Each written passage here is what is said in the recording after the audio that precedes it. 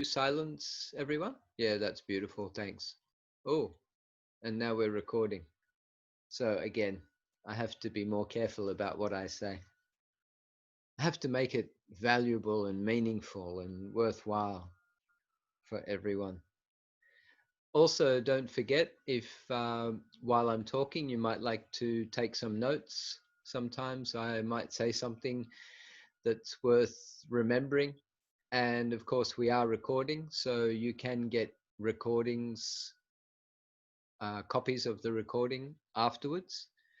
Usually, Costa is putting it onto Facebook for us. And even then, they are on my Facebook, not sorry, Facebook, my YouTube channel, which is called Freestyle Vipassana. I'll just type it down here for you.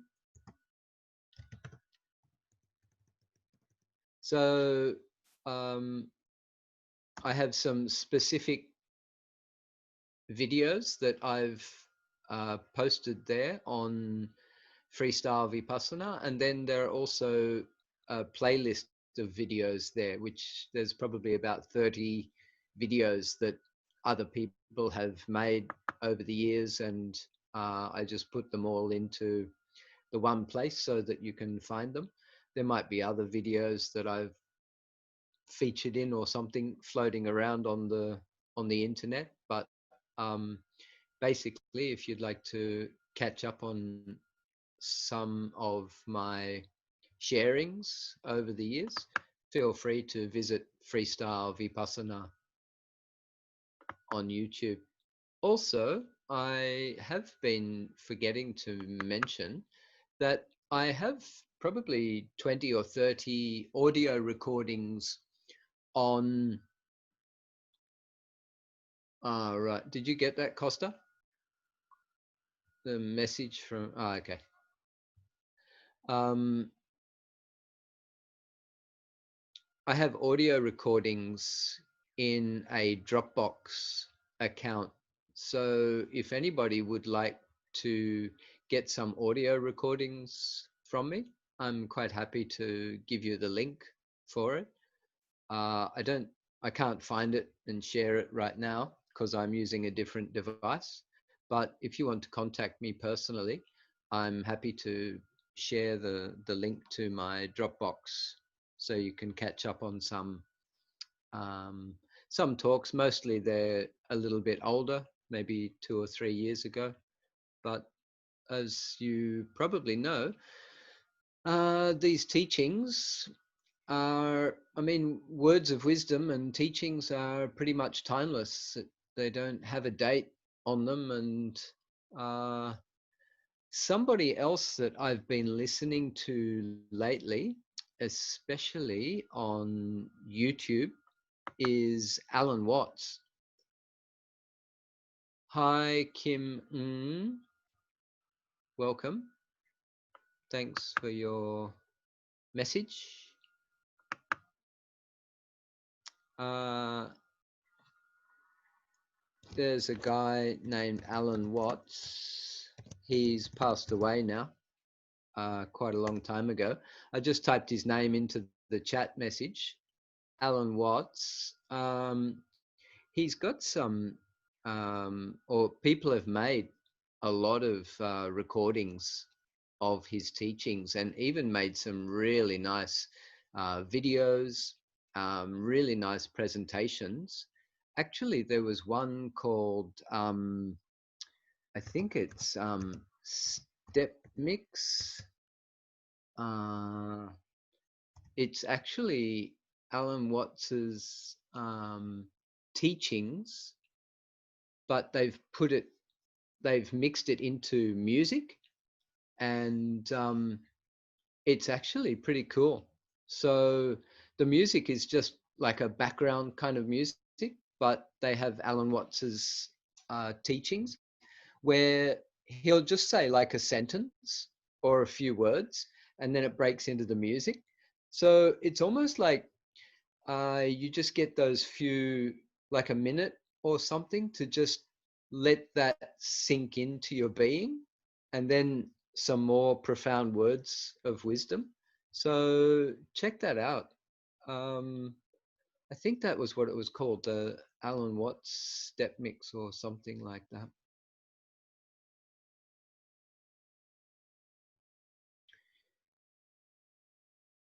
Ah, okay. Thanks, sweet An. There are so many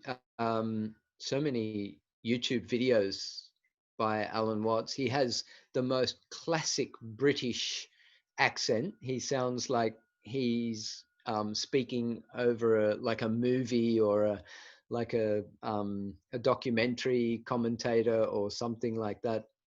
So it's also worth listening to. Very, very well spoken British accent, the old Queen's English.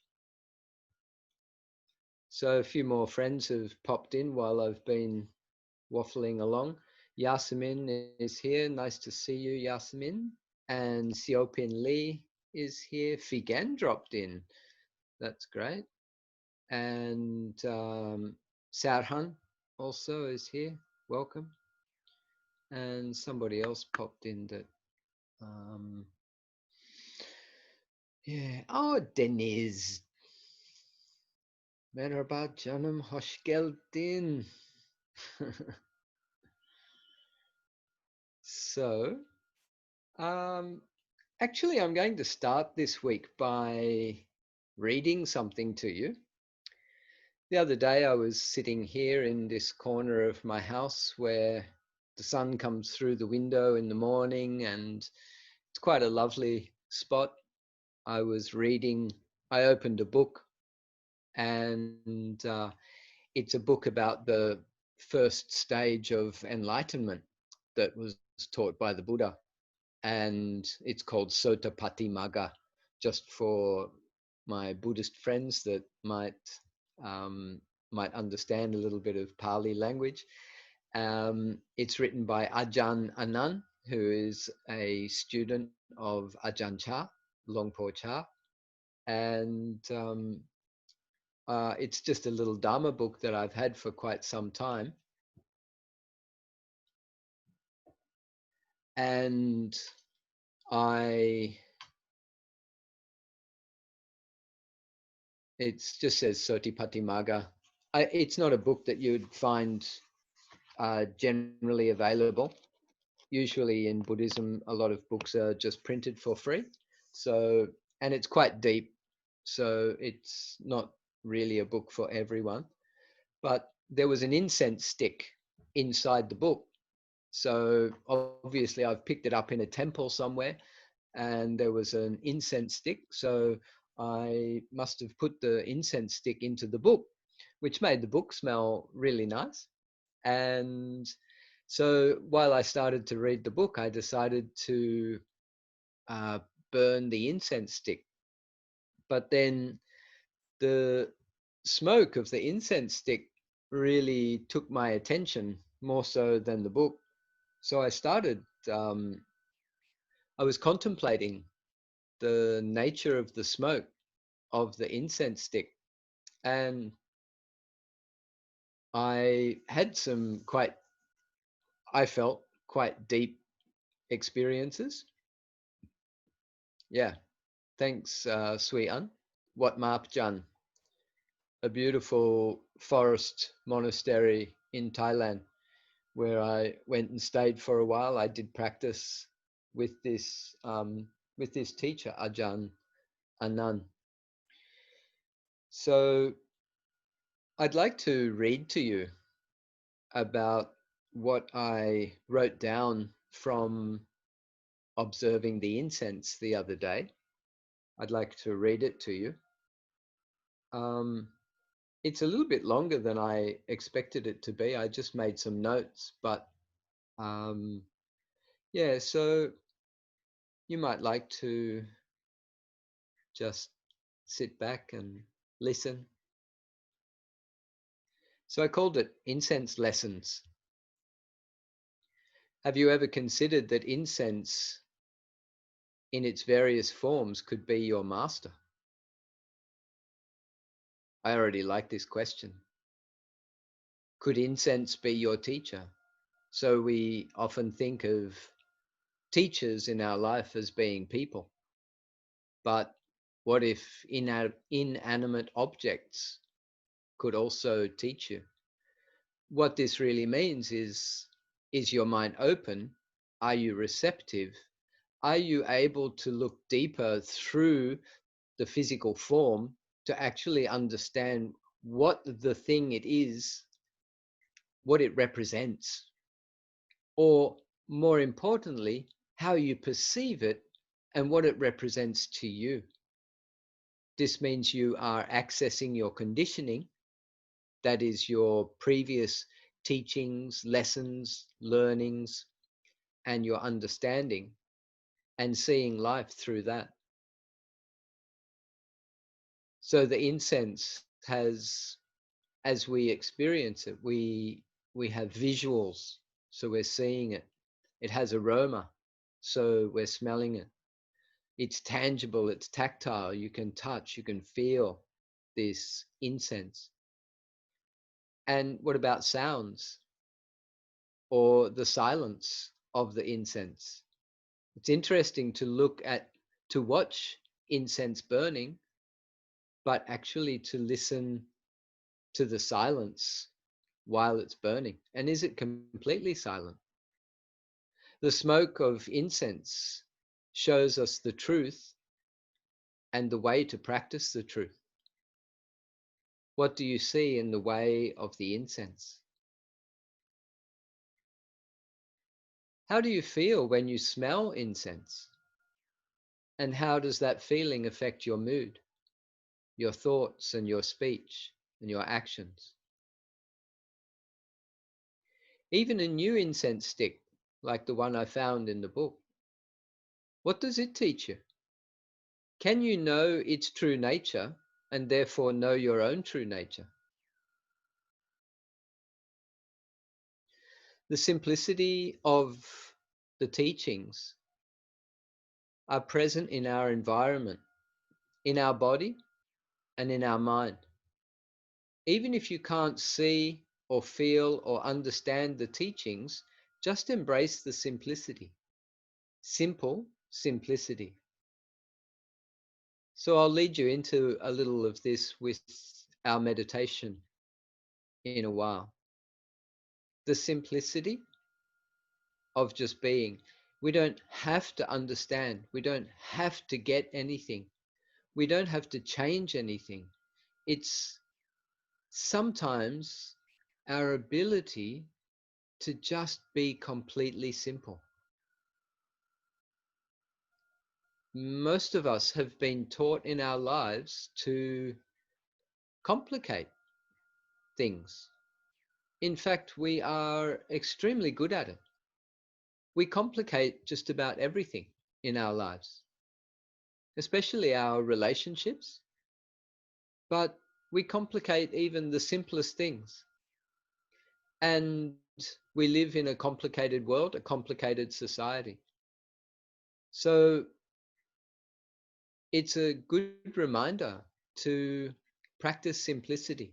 One of the best ways to practice simplicity is to be alone or to be in nature, to be quiet, to be silent. And as we practice meditation to tune into the pure simplicity of your being as it is right now. You and I and all of us are so pure and simple here and now.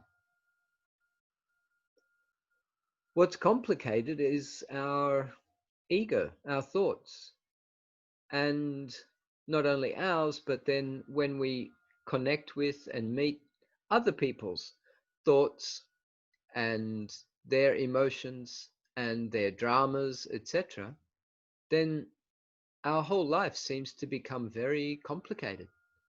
And then it's difficult. We get confused. We don't know what to do. We get lost. But when we come back to simplicity, that's, it's, to me, it's like the answer to everything. to have simplicity. It's always available to you, to us, here and now.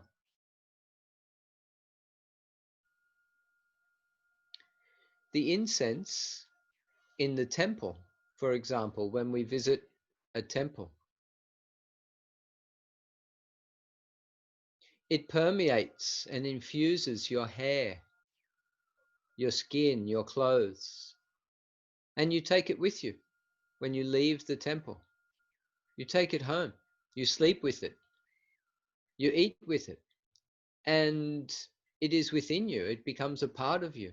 You breathe it into your body. The little particles of that incense, most of it or a lot of it is made in India, but perhaps made wherever. Actually, when you're breathing it in, it becomes a part of your being. So you're not only just witnessing it, seeing it, or smelling it, it's actually becoming a part of your physical being. And as I suggested earlier, how do you feel when you smell incense, when you see incense, when you touch incense? How does it transform your mind?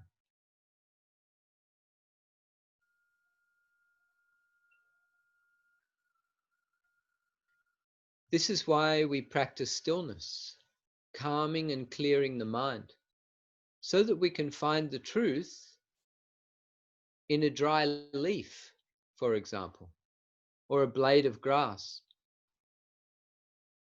in the call of a bird and the wind in your hair, the starlight or the sunlight on the water, the warmth of the sunshine on your skin, the twinkle in a star.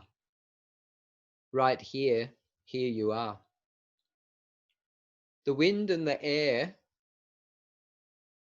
around the smoke of the incense. By the way, I haven't edited this. This is just my writings and ramblings. I haven't worked on it yet. So it's a bit out of context. The wind and the air around the smoke of the incense will push it and pull it this way and that.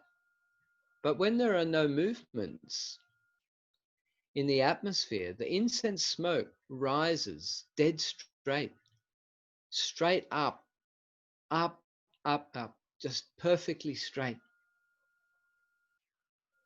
It's really interesting to watch that. It happened while I was watching it the other day. And it was so perfect. Almost like you could like a line that you had drawn, a perfectly straight line. The incense wasn't moving. But then the incense started to move. And then I thought, why did it move? Is it my breath? Was there some other air moving in the room? But what the smoke does is it just goes with whatever is happening. It's in the flow. It becomes part of its environment. Can we do that? Can we practice that? Can we start to go with the flow of what we're experiencing around us and within us? Actually, we're not really able to do that very well because our ego always thinks that it's in control. So it thinks it's the captain of the ship, and so it always has to do something, change something, make something happen, fix things, control things, manipulate things. And this also is why, well, our lives are so complicated and why we are so tired, because we're constantly struggling with the external environment. But what this incense smoke taught me was when the wind blows, go with the wind. When it's still, just go straight. Everything's all right. It's so nice.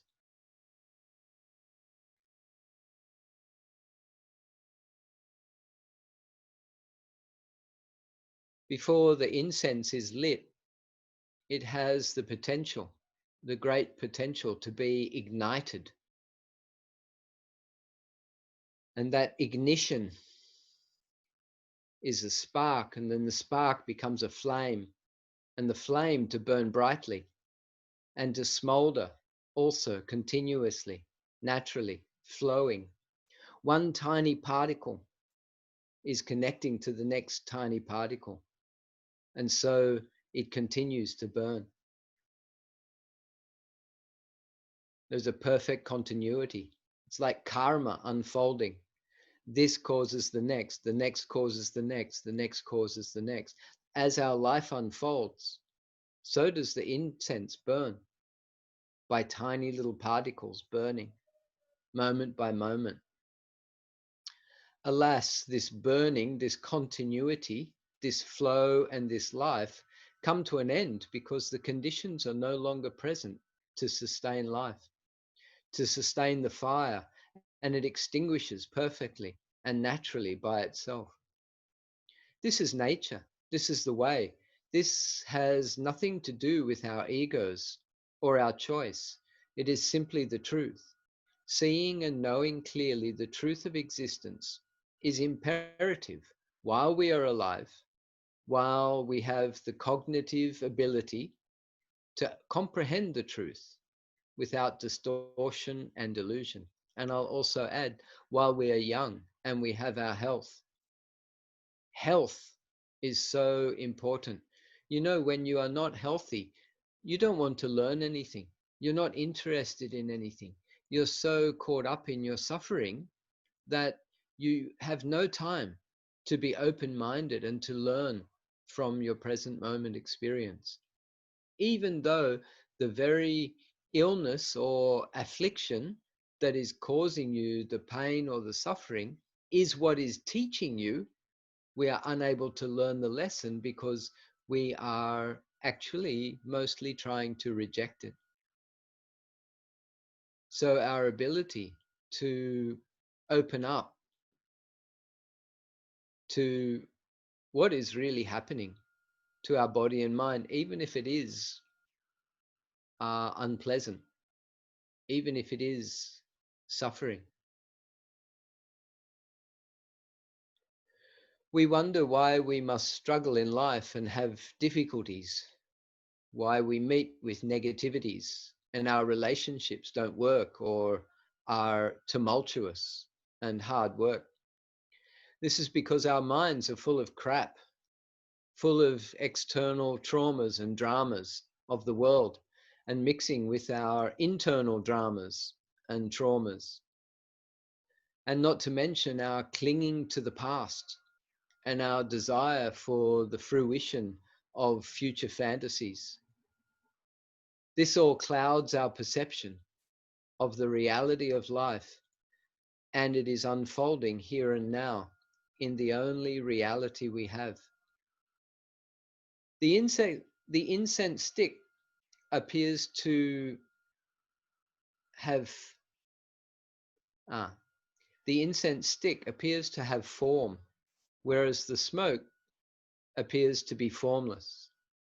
The stick is like our physical and worldly life, our body, if you like, our attachment to the body and our actions, what we do in this world. And the smoke is more like our spiritual life, formless, ever flowing with the changing nature of our physical life.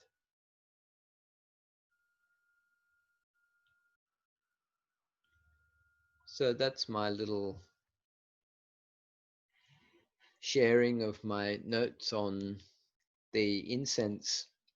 I think could almost write a whole book about that by elaborating on each point, going deeper into each point. So something simple like an incense stick, and maybe some of you are burning it, maybe on a daily basis. You burn some incense. Even a candle flame, the flame of a candle and fire has been used as a meditation object since the beginning of time. I guess since the beginning of fire, I should say. It's not only mesmerizing, as in it captures our eyes and it's easy to focus on, it's also an amazing teacher. What can you learn from a simple candle flame? It doesn't sound like there would be much to learn from that.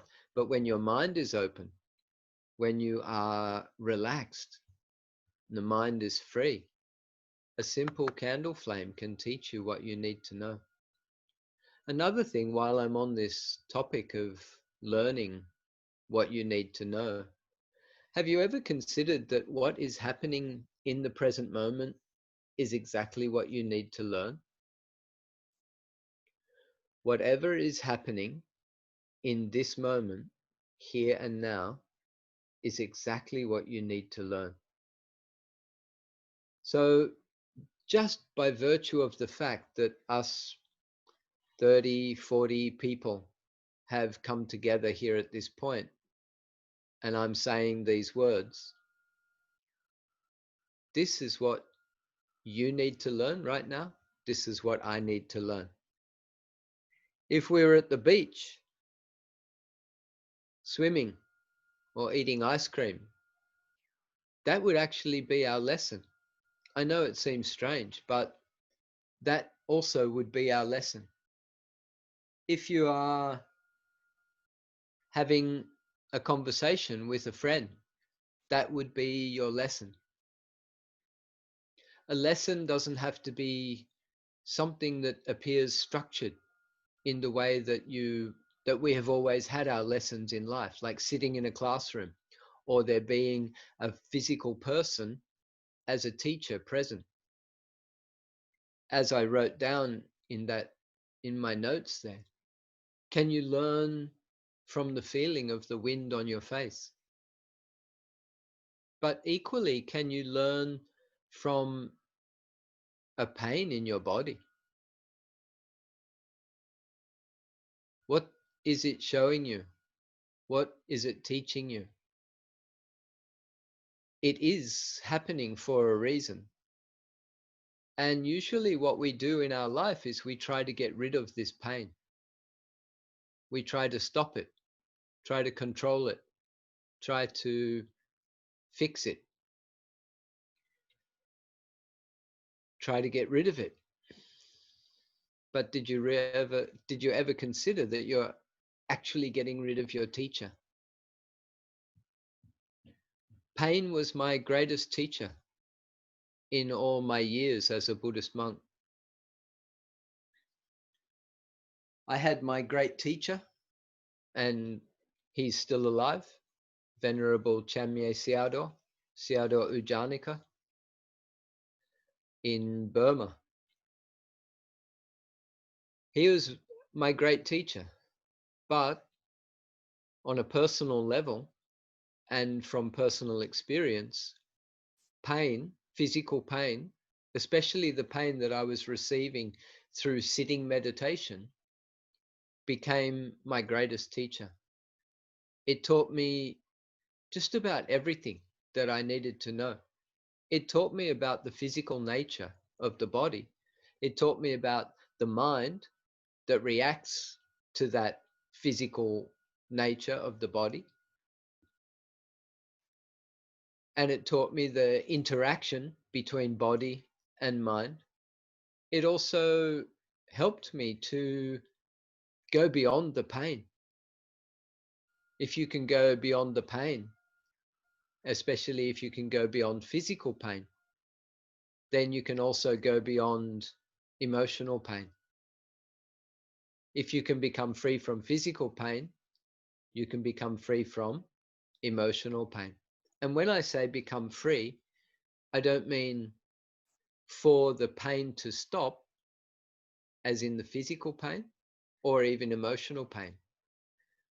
To become free from the pain doesn't mean that the pain goes away. What is it that's suffering when we have pain in our body? So you would say, oh, my knee is bad, my back is bad, oh, I've got a headache, or, some muscular pain or joint pain or some stomach pain. you would say that that part of your body is suffering. It's normal to think that way. But actually, it's not the body part that is suffering. It's your mind that's suffering. And it's your attitude towards that physical experience that is the suffering.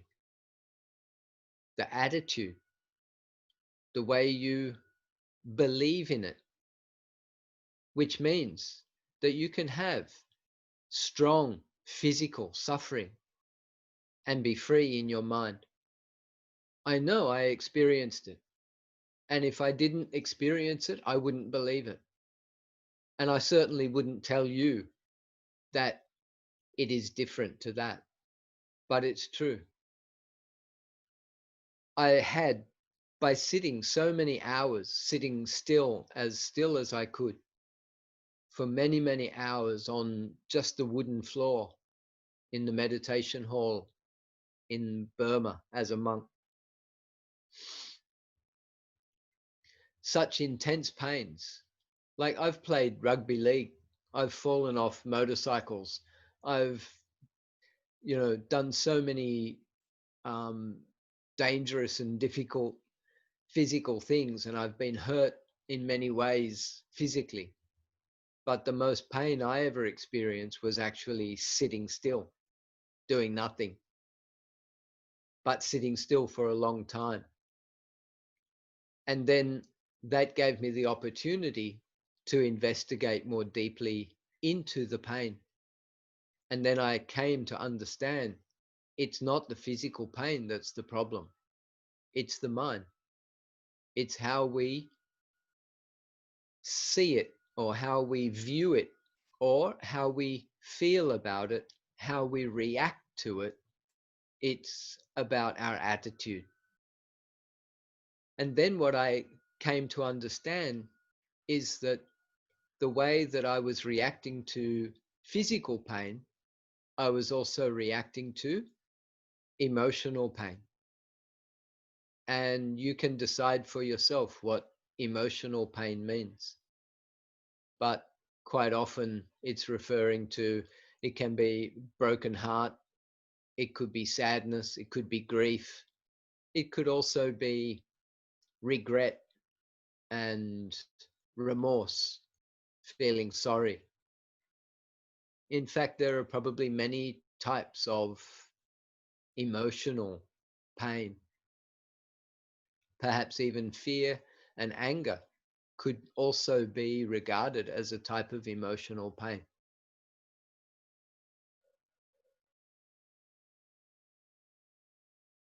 Wouldn't it be nice to be free from these? And again, like the physical pain, it doesn't mean that they don't happen. They still happen, but you don't take them personally. You are not so intrinsically inextricable from them, which means inseparable. You become detached from them. And this arises from insight, the ability to see the true nature of a mental suffering or a mental pain, an emotional pain.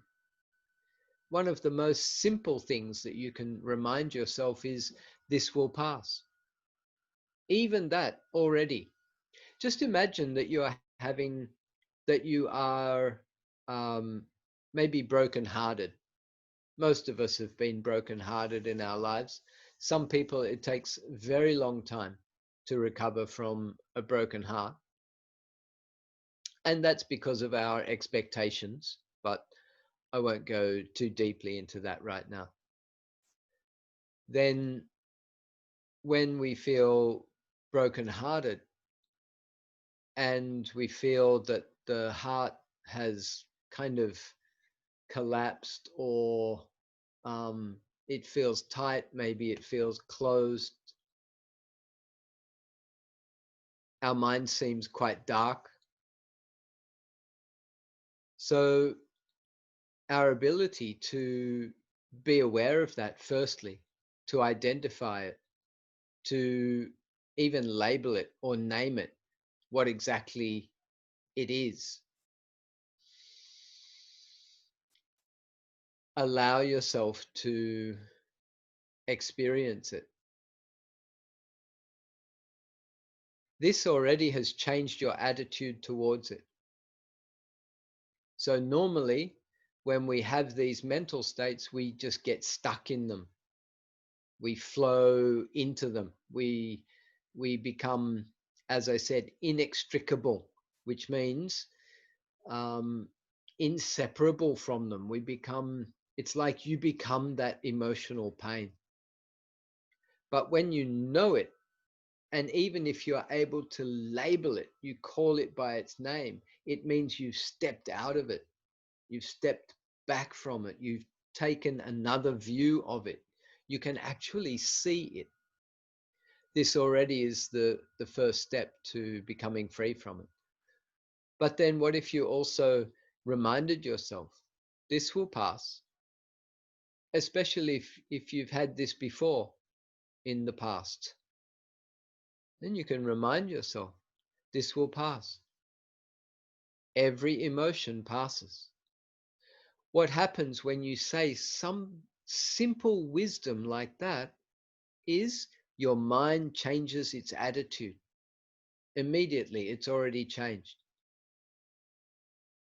Even the mental labeling, your ability to just name that mental state that you're having, whatever it is, however you would describe your broken heart.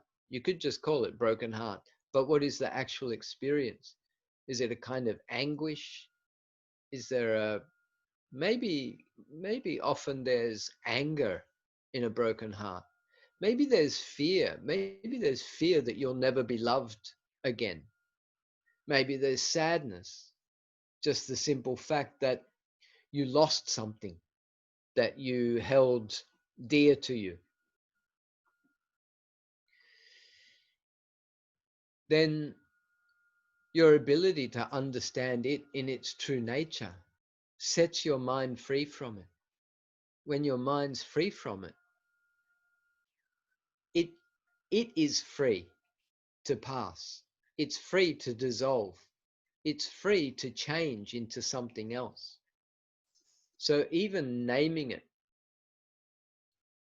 angry, angry, or fear, fear, sadness, sadness. What you're doing is you're creating a separation between you and that experience, which then means that you have the ability and the opportunity to observe that. But when you are that, you can't observe it. You're caught in it. So this is a skill of a vipassana meditator, a mindfulness meditator, the ability to see or identify a mental state, an emotional pain, but then the ability to step out of it. And as I said, one of the best ways is to just call it by its name. I don't know if I've mentioned this here before. I think I did maybe a couple of months ago. But you've probably heard of the anime in that's the Japanese cartoons. I got one friend here who I know is um, actually introduced me to it as well. So in anime, it is they one of the things that I saw in there, because some of them have quite wise teachings, and it's not just anime, but it's also in other teachings as well. And that is, if something has power over you, to call it by its true name. And if you call it by its true name, you have power over it. And I really like this. And so this, my teacher taught me to label. It's one of the schools of Vipassana meditation in Burma, in Myanmar. And the technique is to actually label everything that you're experiencing. Not everything, but quite continuously, especially mental states. And then I remembered this teaching of anime, or not only from anime, but it's a teaching that says call something by its true name, and then it will no longer have power over you. And I find this in my mind that if I'm angry and I'm caught up in the story, thanks, Jess, bye. You're caught up in the story, and then I'm I'm stuck in the story. But when I'm able to acknowledge that I'm just angry, and I just say to myself, angry, angry, and I start to bring my attention to the anger, not to the story or the person or the thing, the event that made me angry, but actually just the feeling of anger, angry, angry. And I'm just acknowledging it myself. This is what's happening now. This is my truth. This is my experience. This is my reality. Angry, angry. Already your perception has changed. When your perception has changed, your mind has changed. When your mind has changed, you can start to see the truth. You've actually stepped out of the story and the anger. This is a beautiful way to practice. And you can do this anywhere. You don't have to be sitting on a wooden floor on a meditation in the meditation hall in Myanmar dressed as a Buddhist monk. You can do it right now, actually, as you feel any emotion that comes up while we're talking or while you're sitting there, even just to call it by its name, any emotion. And in fact, one of the most important techniques or practices that you can do is um, start to become more familiar with the different types of your emotions. So, as my friend Ben found out, he had to learn a new vocabulary and had to even list or write down the different names of different mental states. And this is what we do in the beginning because we are not familiar with looking at our own mind. But as we become more skillful, then we start to identify what are the different types of the mental states. And then, of course, how are they affecting me? How do they make me feel? Etc. etc.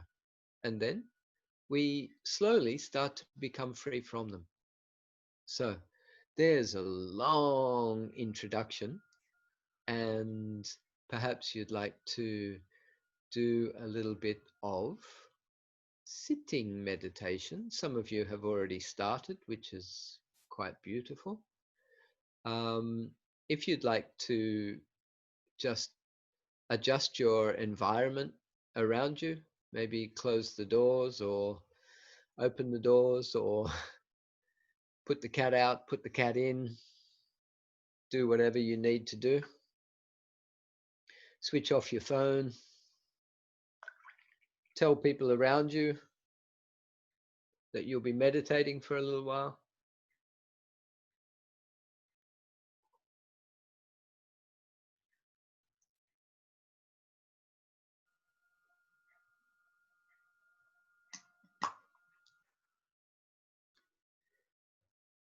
Even have, if you haven't meditated with me before, there's no problem. It's a mostly guided meditation. I probably do leave you alone for a little while, but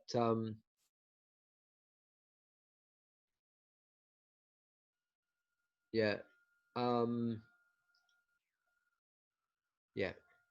Sorry, I just noticed Kim Ng said to call something by its name, if she's not mistaken, is a Native American Indian teaching. I think they also have something like that, but it's I know it's from another tradition as well.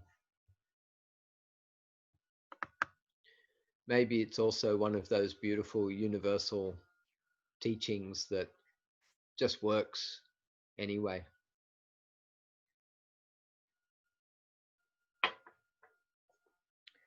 So make yourself comfortable so that you don't need to move for a while.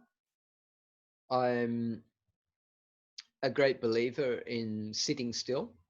And by sitting still, I mean really absolutely perfectly still, almost like the little Buddha image that I have just behind me here. So, um, and to sit still as long as you can. And even if you get to a point where you're feeling maybe numbness in your body, perhaps in your foot, in your leg, or any other pain or discomfort in the body, you can let go of whatever I'm talking about and direct your mind towards the discomfort. So remember, it is our teacher. So let go of me and what I'm talking about and start to experience the discomfort. Don't run away from discomfort in meditation, especially in the form of meditation that I'm teaching, Vipassana meditation. It's all about learning from your experience. So it's not about concentrating on your breath or trying to get some amazing, cool mental state or something like that. It's actually about learning from your experience. So this ties in with what I've been teaching earlier, and that is whatever is happening in the present moment is your lesson now. It's your teacher, whether it's pleasant or whether it's unpleasant. This is what you need to learn right now. And that includes when you are sitting still, sitting silently. And if you hear the sound outside, then how does your mind react to that? What can you learn from that? If you feel a pain in your body, how do you feel about that? How does the mind react to that? What can you learn from that? And it's not so much we have to dig and scratch and try to find some meaning in it. It's allow yourself to experience it. And that also means one of the key words I can offer is non resistance. Or in the same meaning, it means identify the fact that you are resisting, because that is our almost our normal state of being is a state of resistance. So try to bring yourself into a still position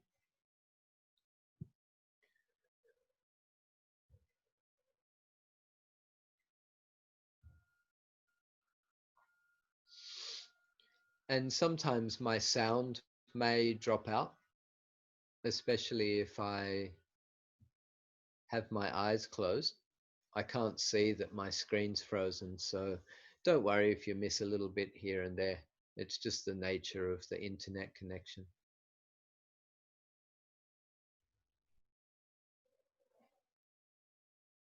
So just following my usual format, just feel where your body is touching the floor. So that may be your feet, depending on how you're sitting. You could have your feet in shoes or socks. You may have bare feet. Might be the soles of your feet touching the floor. Could be the sides, the tops of your feet. Just feel that connection with the floor, with the earth. It's very simple. This is just called grounding, or if you like, earthing. Noticing where your body is being pulled down to the earth by gravity. Where are you contacting, connecting with the earth?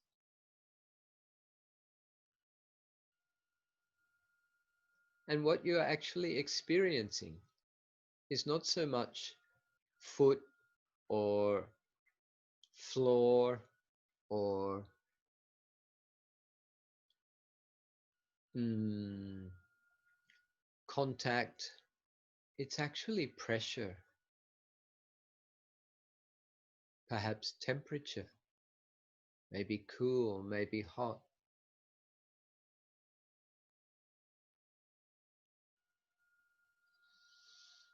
And ultimately, it's just sensation. When we drop all the labels, there's just an energetic feeling there. Even let go of the mental image of what your feet look like and just feel without any mental pictures or images.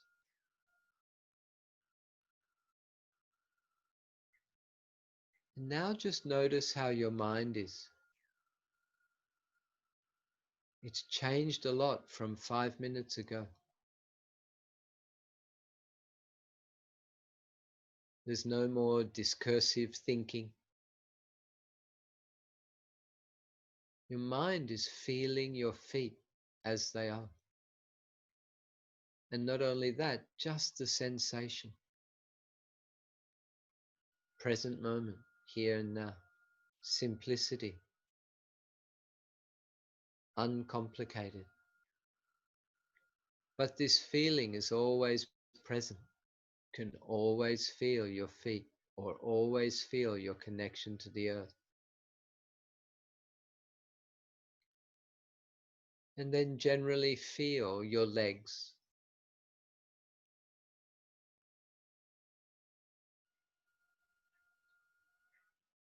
And feel your bottom on the cushion, on the chair, on the floor. Again, it's contact, it's pressure.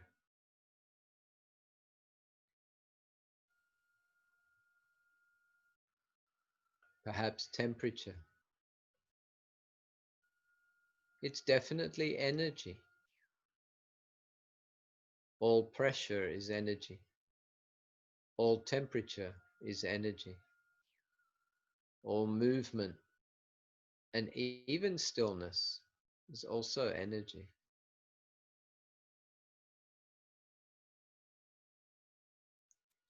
Feel your back straight. Maybe straighten it a little bit. Perhaps lift your shoulders up, roll them back and down, opening up your chest,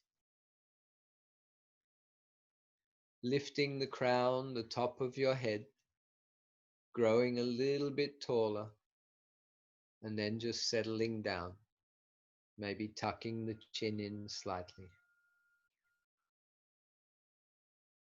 Can you feel your stomach? How does it feel?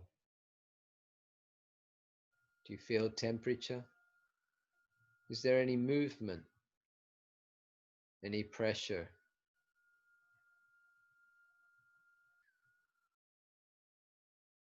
And how about your diaphragm, your chest, moving with the breathing?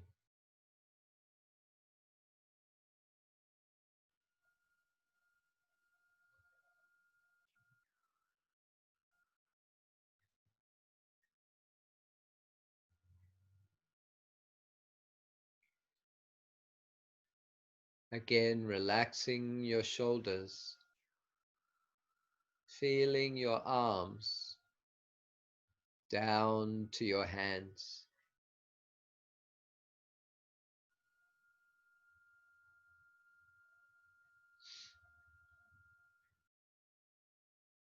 Feel whatever your hands are touching. Again, notice the contact, the pressure. Can you feel your left hand separate from your right?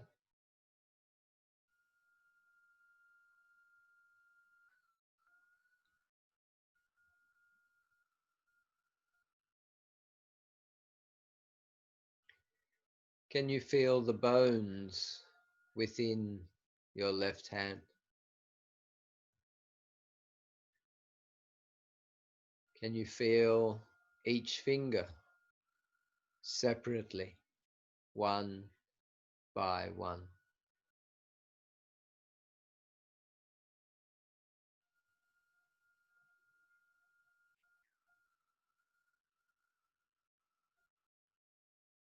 Notice how present your mind is now.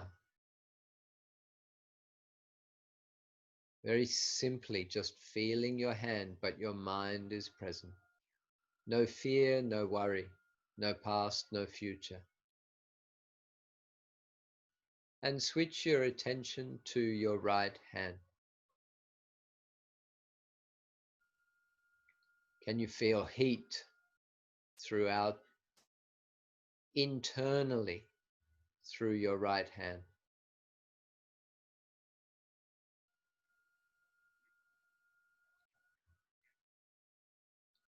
This heat is always present and usually the same temperature.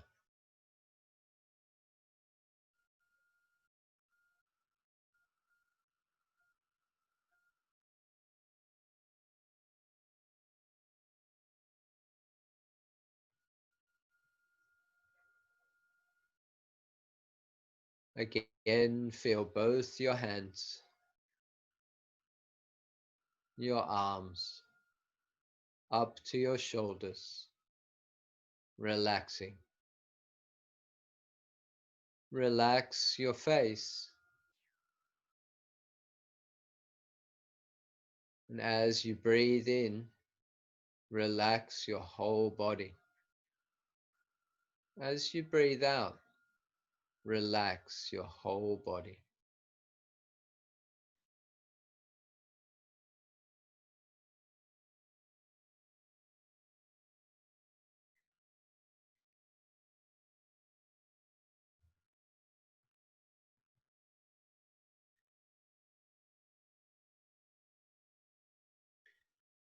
Try to feel each in breath, each out breath, perhaps focusing on the sensation at the opening of your nostrils.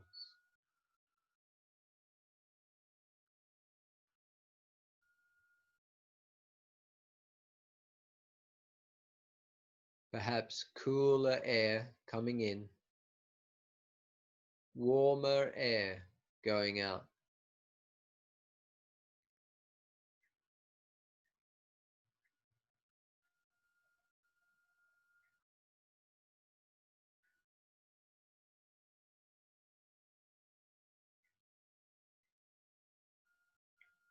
Notice the changing nature of the breath. The in breath has one feeling and it comes to an end. It changes, it stops, it disappears, and then the out breath is a different feeling. Almost like there is a birth of the in breath sensation and a death of the in breath, and the birth of the out breath and the death of the out breath.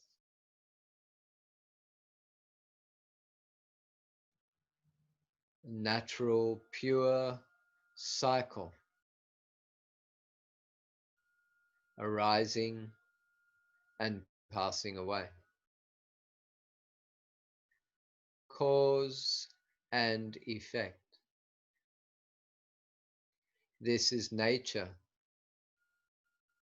This also is the truth, your pure experience.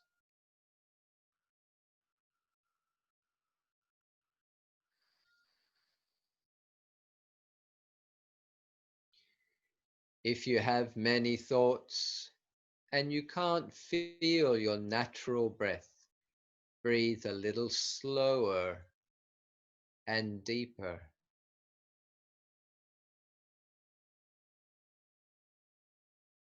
But relax. Don't try too hard.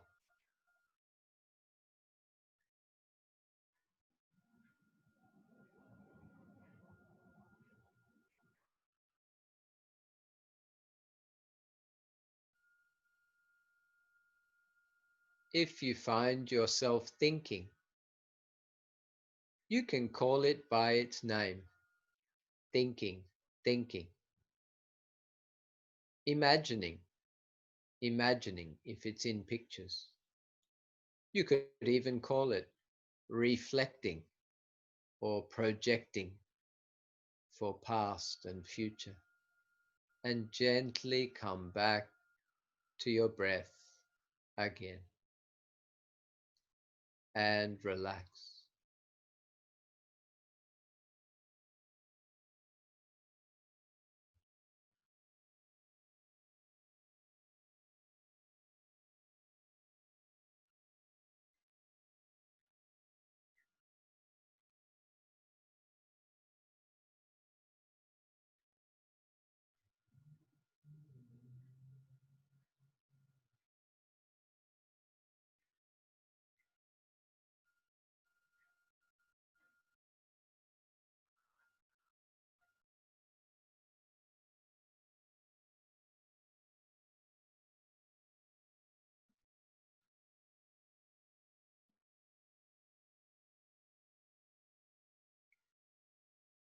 Thinking, imagining, gently back to the breath. Relax.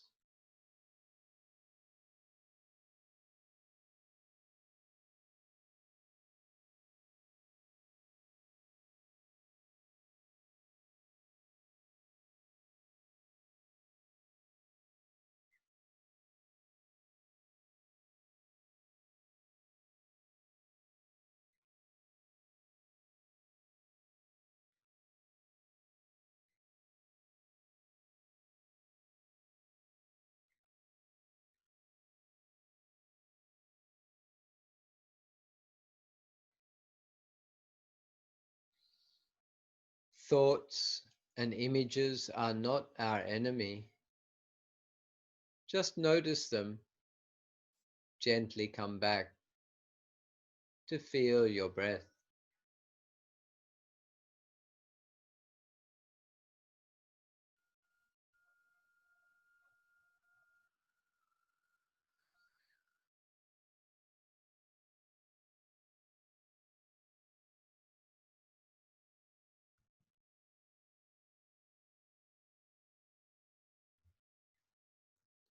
Many people will have a mental image of their breath in their mind. Can you let go of any mental image, any light, any color? Simply come to the feeling of the breath, the sensation of the breath, not what the mind imagines the breath to be.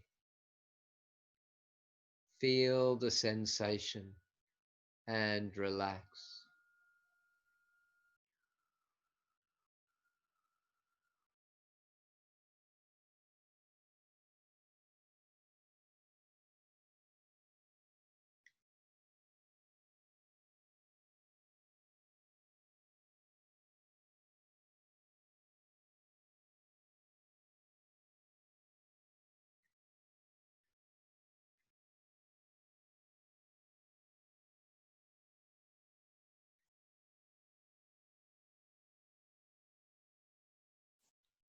Let your mind go blank,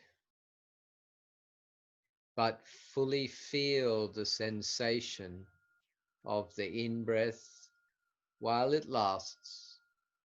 It disappears. You feel the out breath and it disappears.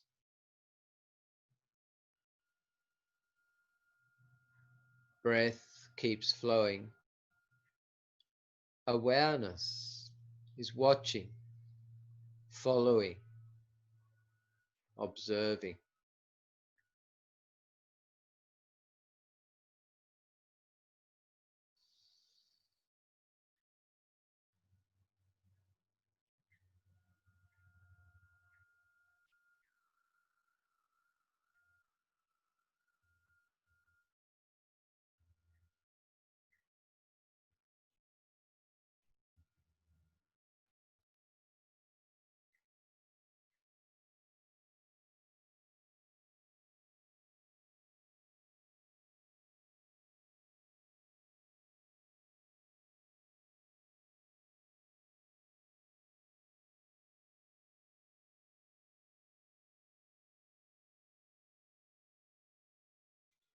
Be careful of any story or opinion about your breath or about the meditation. These thoughts are very subtle. Even we mistake them to be the meditation. Notice them, even label them, thinking, imagining. Let them slide. Feel the sensation of the breath without any thought or any mental picture.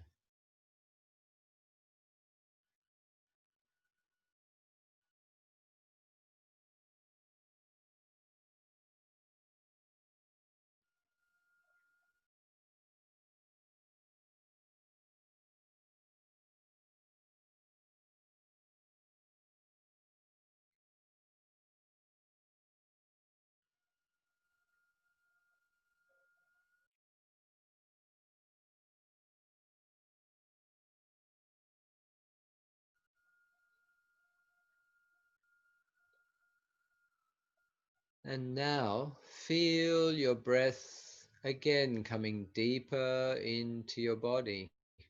Can you feel your chest, even your abdomen, your stomach moving with the breathing?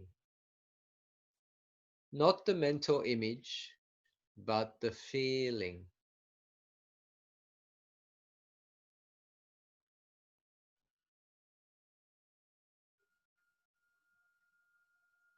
It's a skill we all need to learn to feel instead of imagining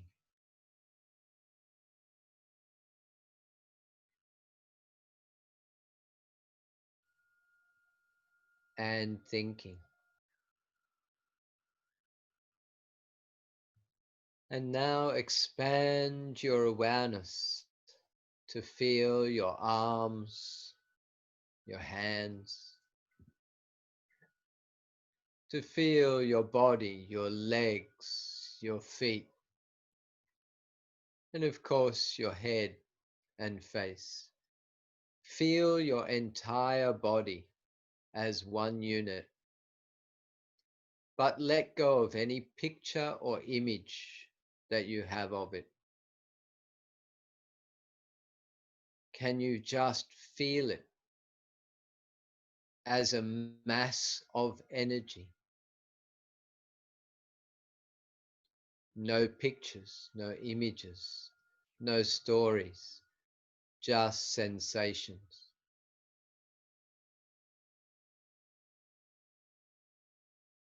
I know it seems weird, but this is closer to the truth. Not what your conditioning tells you is happening, but what is really happening without words.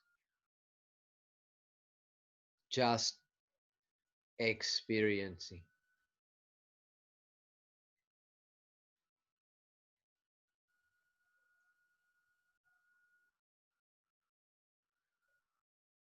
As humans, here and now, we have 5 physical senses. Now you are feeling the body, the sense of feeling. Now switch your awareness to hearing any sounds.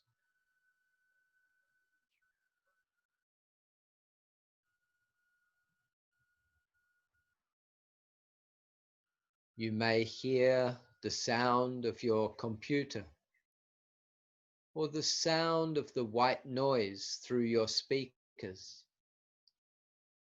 or that same white noise in your own mind, in your ears, or any other sounds, my voice and other sounds in your environment. Just hearing. Open your awareness to treat all sounds equally. No better, no worse, no good, no bad, just hearing. Even no pleasant, no unpleasant, just hearing.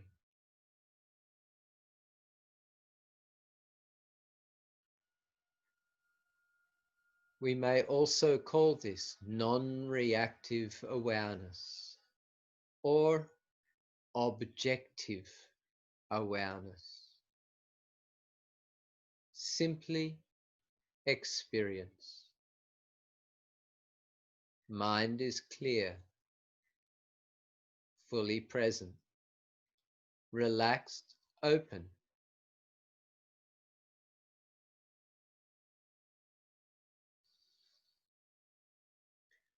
This is our true nature, here and now, pure and simple, and very natural.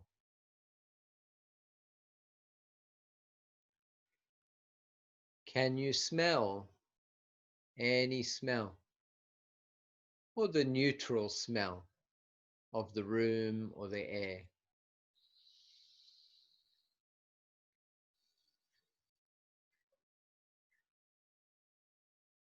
Is there any taste in your mouth?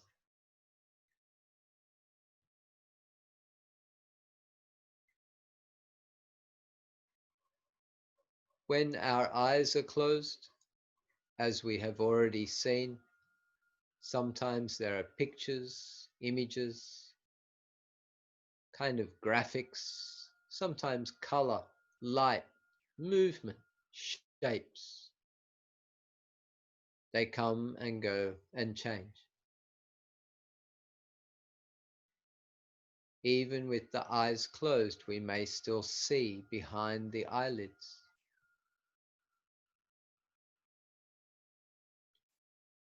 And then there are the pictures in the mind, past and future mental images, people, places, things, events.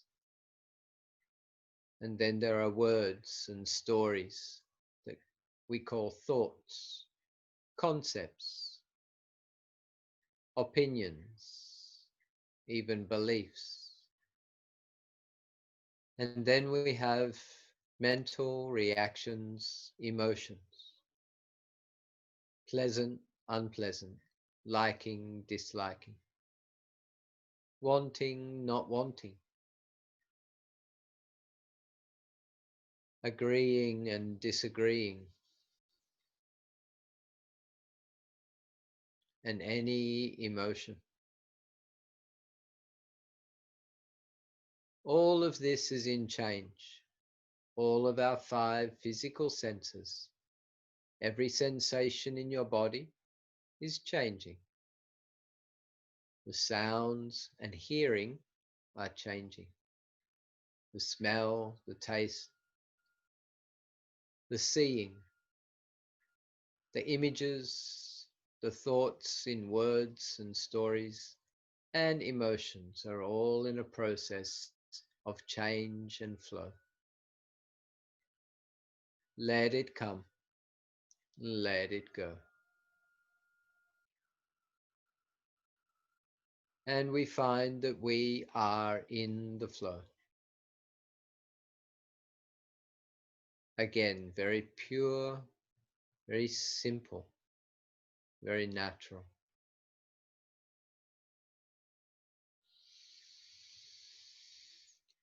And all our senses are working. The mind is working. Awareness is present. All the bodily systems and functions are working. The breath, the heart, all the organs, nervous system, respiratory system, all the systems are working. Actually, everything is all right in the body, in the mind, here and now. If it's not all right, your mind is in a state of resistance. Without resistance, everything's all right. It always is all right. always has been, it is now, and will continue. Just like the simplicity I mentioned. Now, body is sitting here, it's breathing, heart is beating, is very simple. When the mind is not caught up in thoughts, mind is very simple. Life itself is very simple, here and now.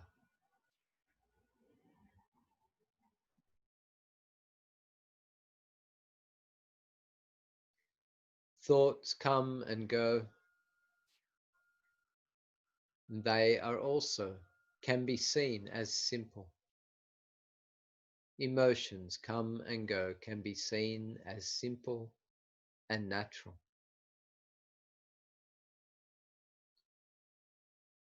If you feel you need to move, change your position, maybe keep your eyes closed. I'm just going to finish with a little loving kindness meditation. Keeping your eyes closed, just going to let go of any discomfort in the body. Make yourself more comfortable. Not that you may fall asleep, but simply more comfortable. And again, just closing the eyes.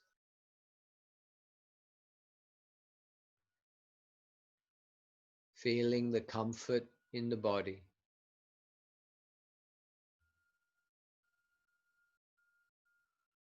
Hopefully feeling the pleasantness of your environment,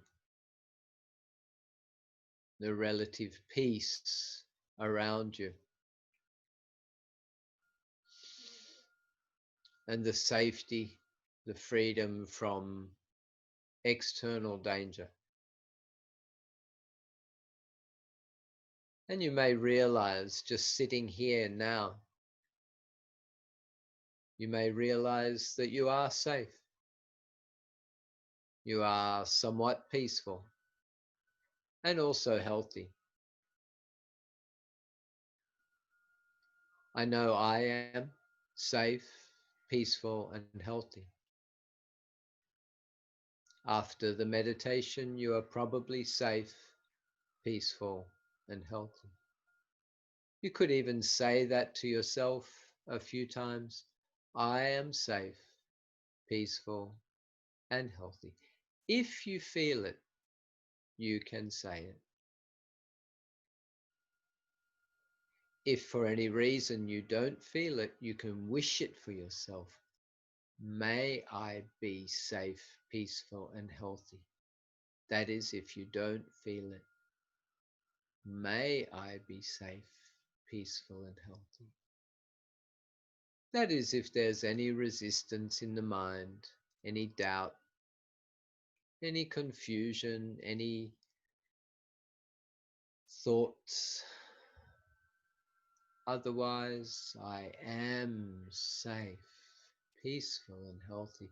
And just feel it, enjoy it, relax into it, almost like you're having a nice, big, warm bath, or sitting under a beautiful tropical waterfall.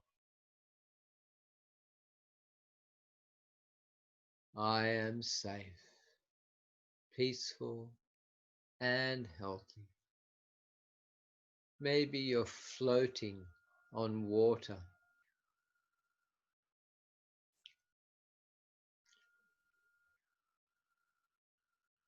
This practice is not the mindfulness practice. Although mindfulness is present, we can also use a little imagination.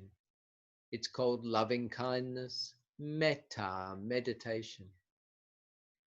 And it's about feeling love for yourself, feeling lovely, and also sharing your love. So when you feel safe, peaceful and healthy, it feels really beautiful. And then, naturally, you would like to share it. So, who pops up in your mind when you think who you want to share this with? And then you can say, see them smiling and just say, may you be safe, peaceful, and healthy. You can say their name if you wish. Could be a parent, could be a family member, a child, could be a dear friend, perhaps a lover, maybe somebody that you miss.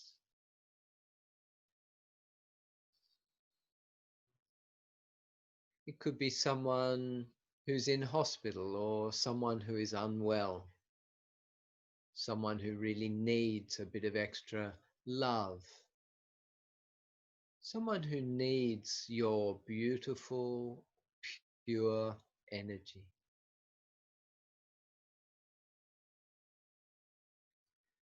And the way the world is, we are very privileged. Firstly, we have our internet and our devices. We have the luxury of our clothes, our good food, and probably the house you're sitting in, at least the money to pay the rent for the house. And we have this great privilege of sitting here and now in this moment and not feeling any fear or worry or any stress or agitation. I am safe, peaceful, and healthy. May you be safe, peaceful, and healthy. And share it with anyone. Maybe faces pop up just one after the other. Just share a bit of love with everyone you think of. Or maybe just one person. Imagine that they feel the way you feel. Another way to say this is there is no boundary between your heart and their heart,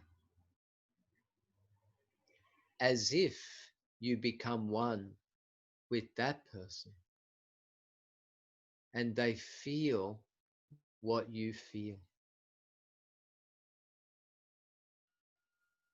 No boundary, no separation. Maybe you smile as you do this. Maybe you enjoy this little exercise, this flexing of the heart muscle, spiritual practice of sharing the beauty of your heart.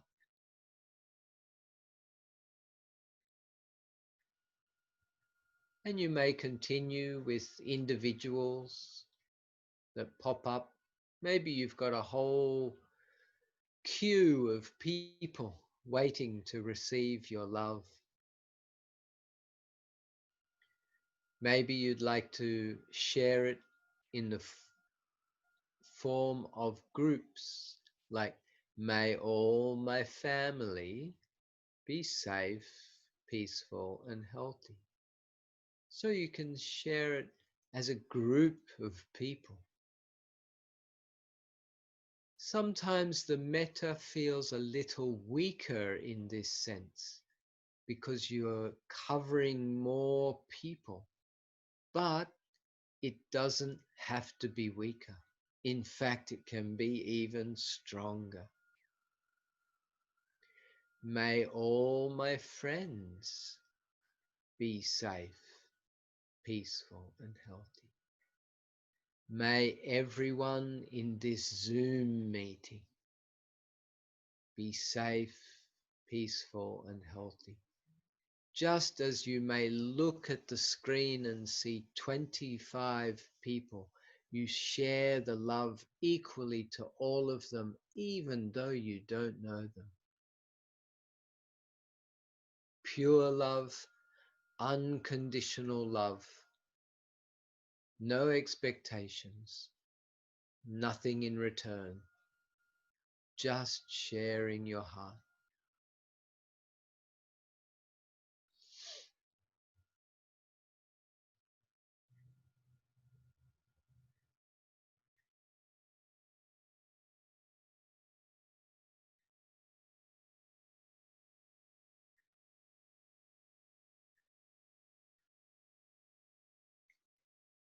And if you get lost back in ordinary thoughts, it's okay. It's what the mind does. Try labeling that. Thinking, thinking, imagining, imagining, reflecting, projecting. And again, come back to this beautiful practice of metta, sharing love to an individual, individuals, or a group or groups. For example, may all my colleagues at work be safe, peaceful, and healthy. It could be, may everyone in this building be safe, peaceful, and healthy. May everyone in this neighborhood be safe, peaceful, and healthy.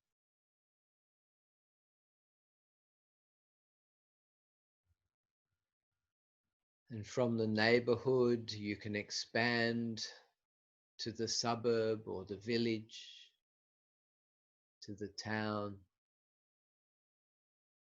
From there, you can expand further to the city or the whole region. You can expand further to the whole state, the whole province, all people, everyone, even you can say all beings, animals, insects, humans, even ghosts, devas, spirits, all beings. What about your whole country? Just imagine for a moment that everyone in your country felt the way that you felt, the way you feel now. All the politicians, all the criminals, everyone, unconditional. And what about all beings? We would have the happiest, most beautiful country in the world. And if all of us did that in all our different countries, maybe the whole world can do it. May everyone in this world be safe, peaceful, and healthy. May all beings in this world be safe, peaceful, and healthy, just like me.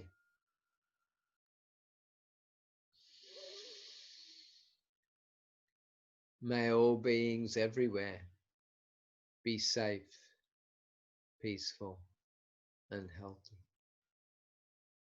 In all directions, may all beings in front of me.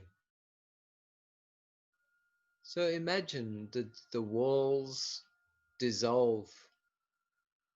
Can you imagine what beings there are in front of you? Not just in your house or in this place, but just keep going in a forward direction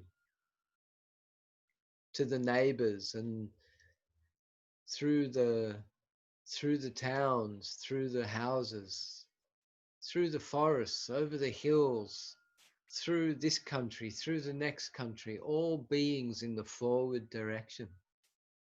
Imagine if they were all safe, peaceful, and healthy and felt lovely like you feel.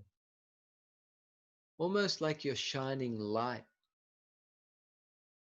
like the sunrise beaming across the planet. And what if you send this love to all beings in the rear direction, behind you?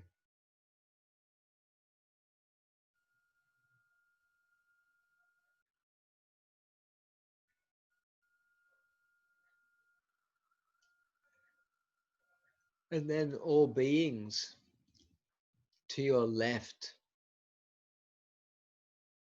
unconditionally, unbounded, unlimited, unrestricted.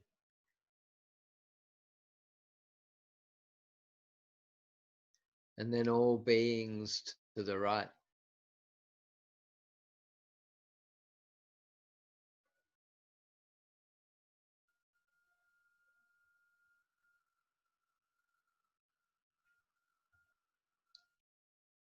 What about all beings below you,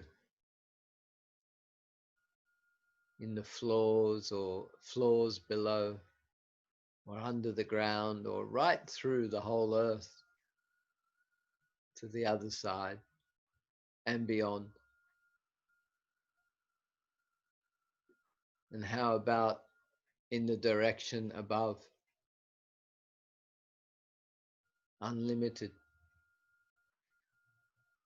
infinite. And where does this place you?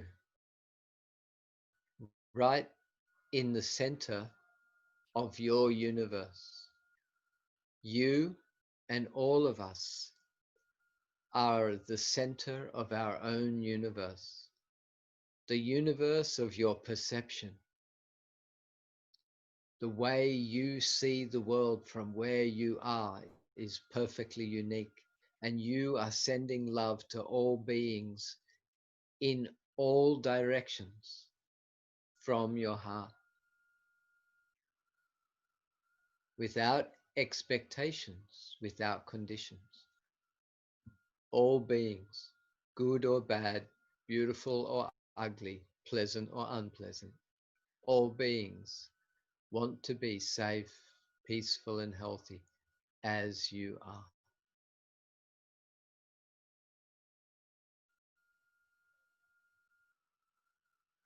And again, gently coming back to feel your body here and now,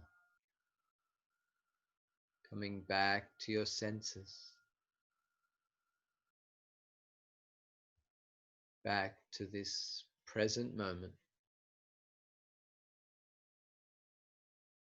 and breathing in and breathing out and feeling that connection with the earth again, grounding, centering, relaxing. And all the senses are working. The mind is working. Our heart is working. Everything's all right. In your own time, if you wish, you can move, you can open your eyes and do whatever you need to do. Take your time.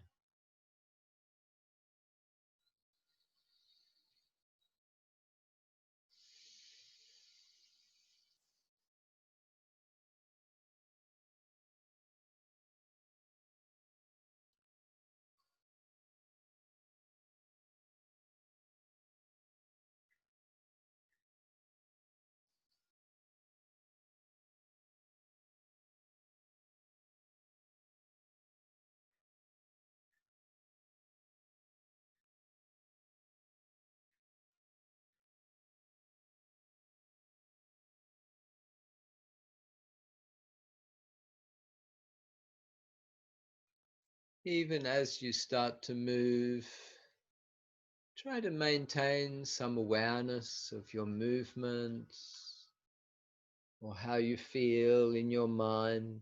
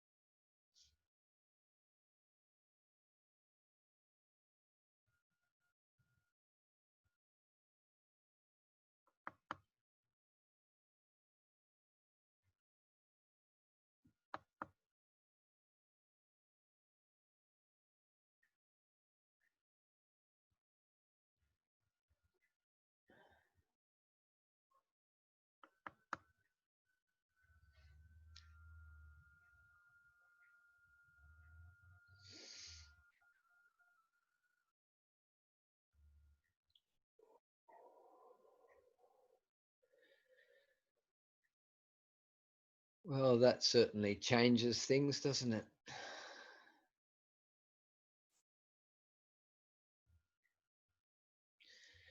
It changed in the first 5 seconds.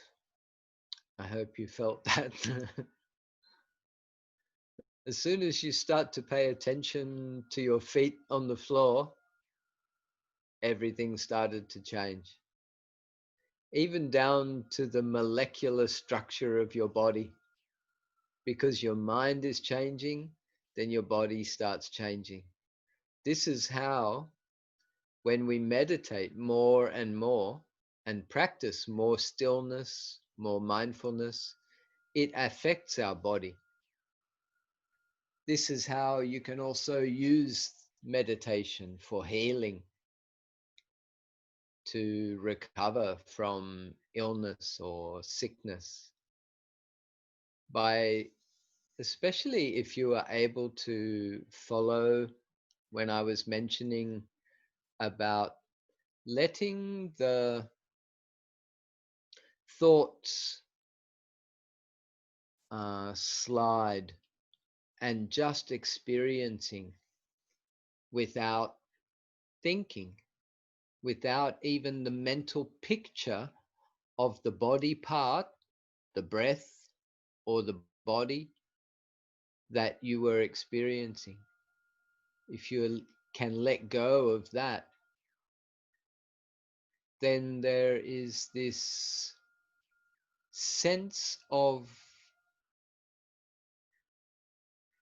peace and space. This is perfect for healing the mind and the body. It's interesting that what appears to be nothing can actually be very powerful. It's like they say space, space out there in space. It's energy. Space looks empty and useless, doesn't it? But actually, space is energy. It's useful. Very interesting how doing nothing can actually be very powerful.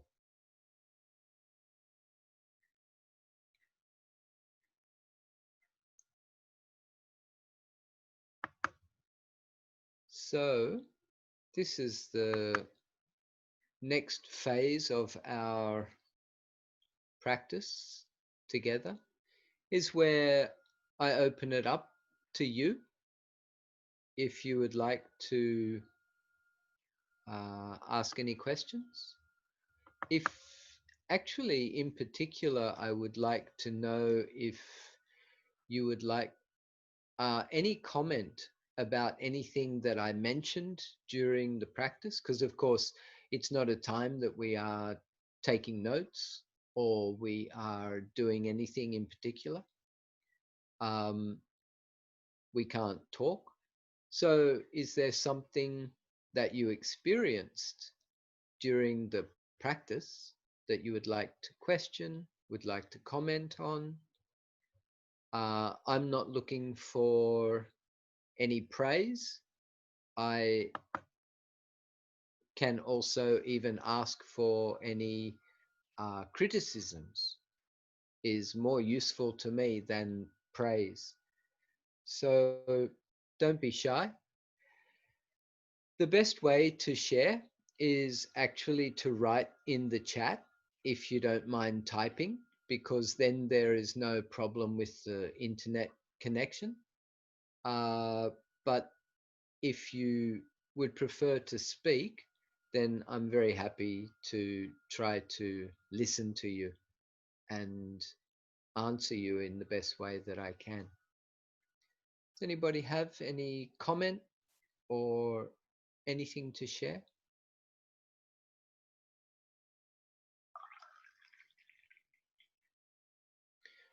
You can unmute yourself, I think. Is that right, Costa? Yeah, thanks. And as you have, many of you, most of you have been with me on this Zoom before, that um, you can, um, uh, oh, now, sorry, Costa, I just read your message. Apparently, my internet connection was impeccable. How nice is that? Oh, you sent that to me privately. All right. Anyway, I shared it with the group, mate. um, by sharing something, by asking a question or even making a comment, it just helps me then to address that and share it with the group. So that's how this next section works. It works by your input. So don't be shy. Don't think, oh, I'm not important. I can't, I've got nothing to say. It doesn't matter what you say. You say something positive, something negative, something useful, something useless. It actually all turns out to be very useful. So, um, especially if there was something you noticed during the meditation, either the first part or the second part with the metta, if you had any experience. Again, pleasant or unpleasant, I'm happy to comment on it.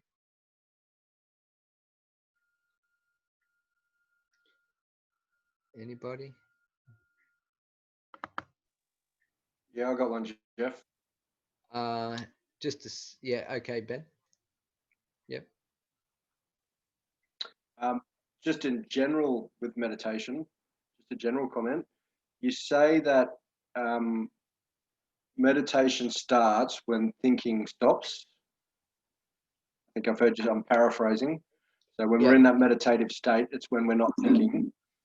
So Yep. what about when we're listening or we're sensing or feeling? Is that, are we still meditating then? If you are not thinking, so if you are purely sensing, like purely listening without thinking, then that would be considered a state of meditation. It's quite rare, especially when you're listening to um, somebody's words, because the words, then your mind need to perceive them and understand them. So there's some cognitive state going on there. It may not be deep thinking, it may not be discursive or wild, sort of untamed thinking, but there may still be a thinking process. So, um, yeah, often when we are hearing or listening, there is a thought process going, but there is an experience where you can just hear and not be thinking. And yes, that is a state of meditation. And the other thing that needs to be present, I would say, is your intention. So there may be times in your life where you purely experience something, but we wouldn't necessarily call it meditation because you weren't really aware that you were aware. I know that sounds a bit strange, but it means you didn't have an intention to be aware of your mind. So if I was at the beach and I just felt the wind and I closed my eyes and I just felt the wind, I may not have a thought about that, but I wouldn't be aware that I was meditating because maybe I'd never learnt meditation, or um, I didn't think about the fact that I was going to meditate, or I didn't have the intention to meditate. So there is this also intention, and that is when you feel the wind and then you realize, oh, I'm mindful, and then there is no more thought. It's like you are aware that you are aware. You are aware that you are mindful. So there's a difference in this, and it is more powerful, and it is more like meditation. Does that help? That does, mate. Thank you. Thanks, Ben. So, Oljai said, could we get attached to searching for silent moments, silence during our daily life? Yes, indeed, we do get attached to that, Oljai. Not only do we get attached to the searching for the silent moments, but we also get angry and have aversion to anything that is not silent. And this becomes more of a problem. So, what we're doing is because we want to be silent, then we resist and reject and even react to anything that is noisy or anything that robs us or steals our silence. And so, in this way, many meditators will actually start to become angry with the world because they found the silence in their meditation, but when they come to the world, they want the world to be silent. And this is lacking wisdom. Those people may have good concentration in their meditation, they found their silence, but they're lacking wisdom, which reminds them, well, this world is not a silent place. I can't expect the silence in my mind to be silence in the world around us. But when wisdom arises with this, what happens is that even though you hear noise or external sounds that may be unpleasant, the mind may still be pleasant, especially when you have the right attitude. Oh, this is just hearing. This is a mental experience. This will pass. This will not last. When the mind is in this state, then it becomes free. So this is important. Thank you, Oljai. Um, Anil said, it felt amazing when you talk about politicians, criminals, countries, and imagining we could all feel the same right now. It was amazing. Thank you. Yeah, I'm glad you felt that, Anil, because we all of us humans, all have human nature. And part of our human nature, that's what this metta also is part of its meaning. It also means affinity, or it means that we can all feel the same things. At least we may not feel them at the same time, but we all have the same ability. So when I tune into my loving kindness, I know that you also can feel what I feel. Maybe not at the same moment, but I know you have that capacity. So when we share loving kindness to other people, we are connecting with that space in them that is the same within us. This is where we get teachings about oneness, that we are all one family, that we are all um, connected to the same, say, universal consciousness. I can't deny this. I think there is definitely something very powerful in here. But then it goes another step deeper, not just humans, but actually all beings.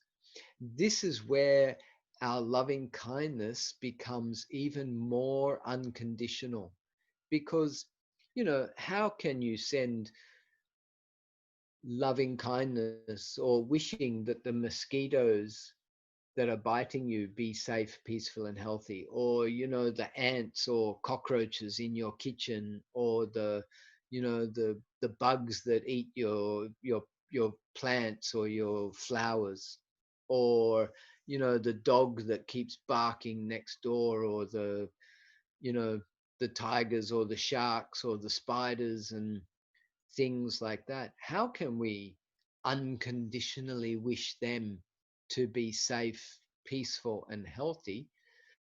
But when we understand that they also want to feel what we feel, because what we feel is very beautiful, then the loving kindness, the metta, in its true form, is unconditional, completely, 100% unconditional. So I'm glad, Anil, that you could access that when I mentioned it.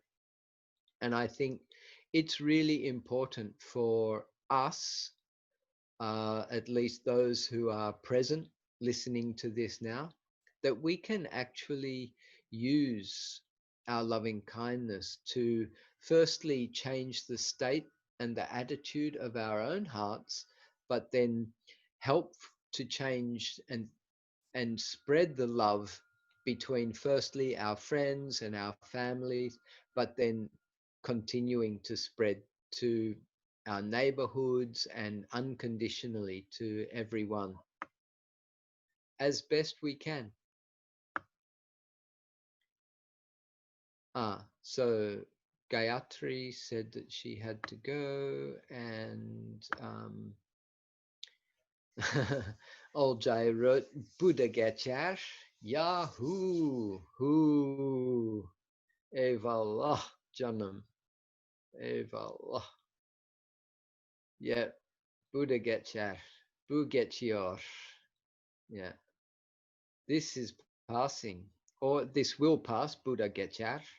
Um, Buddha geçiyor. This is passing. This also is passing. Yeah, all this works.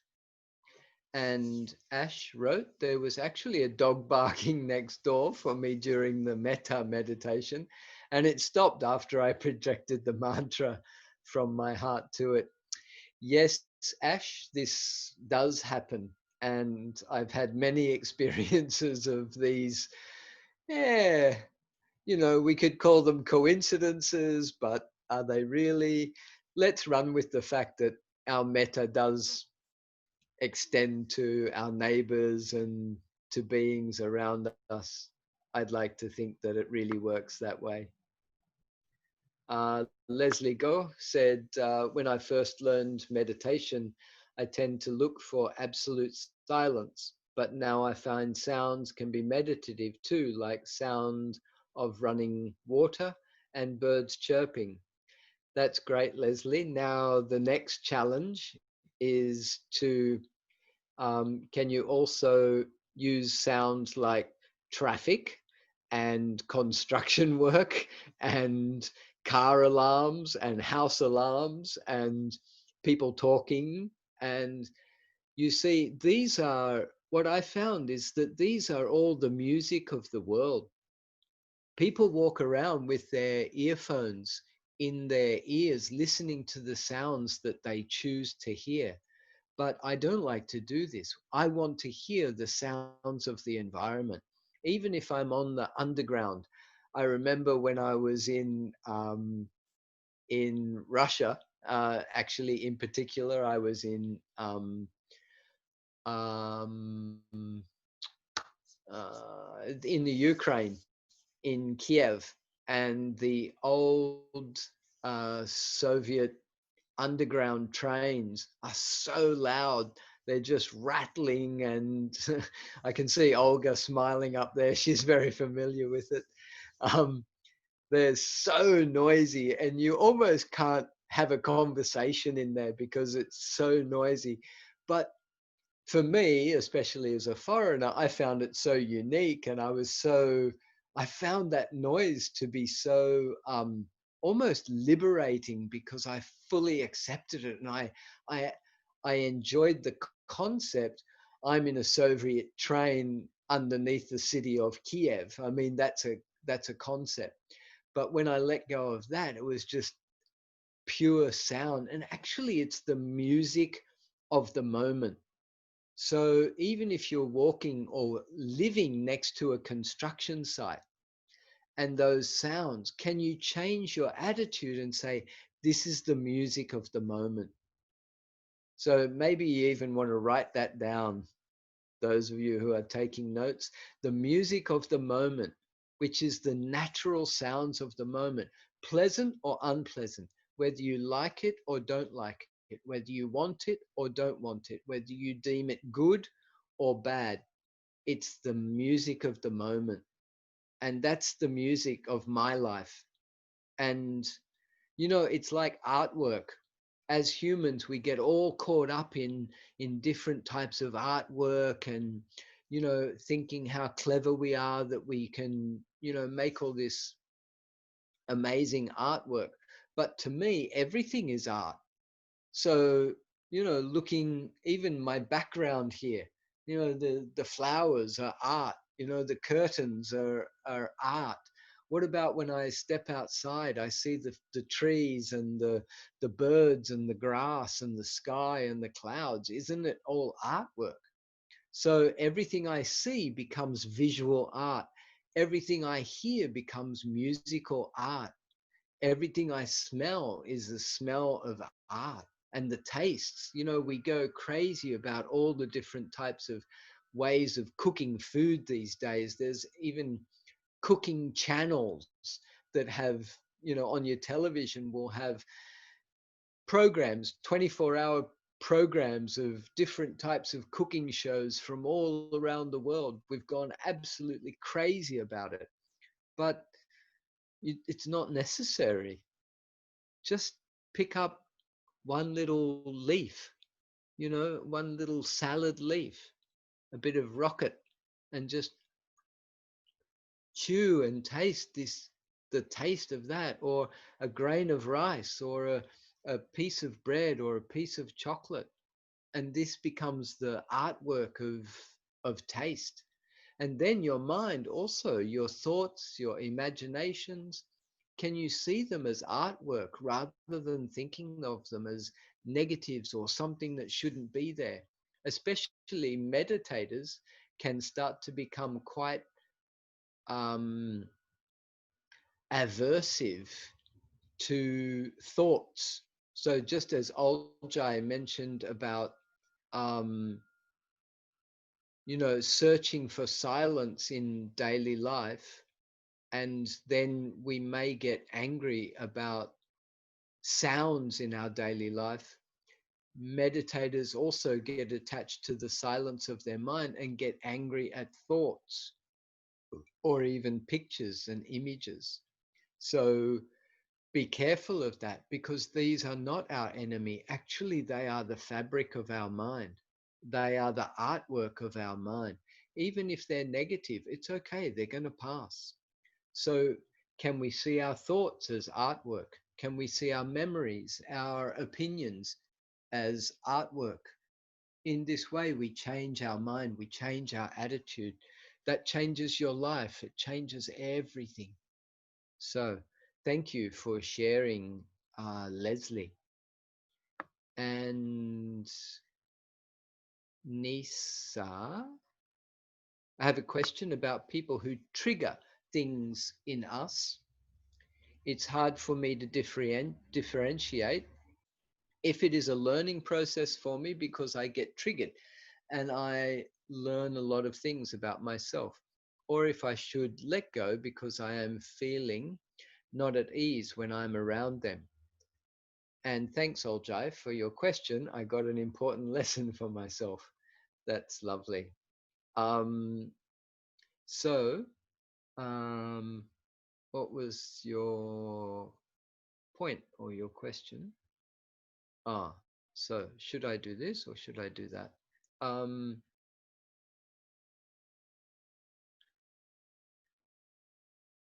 you can let go because you're not feeling at ease when you're around them.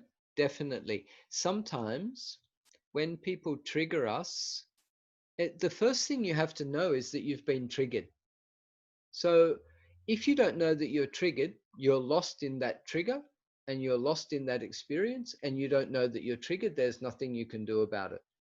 The first thing we have to do is we have to know that we've been triggered.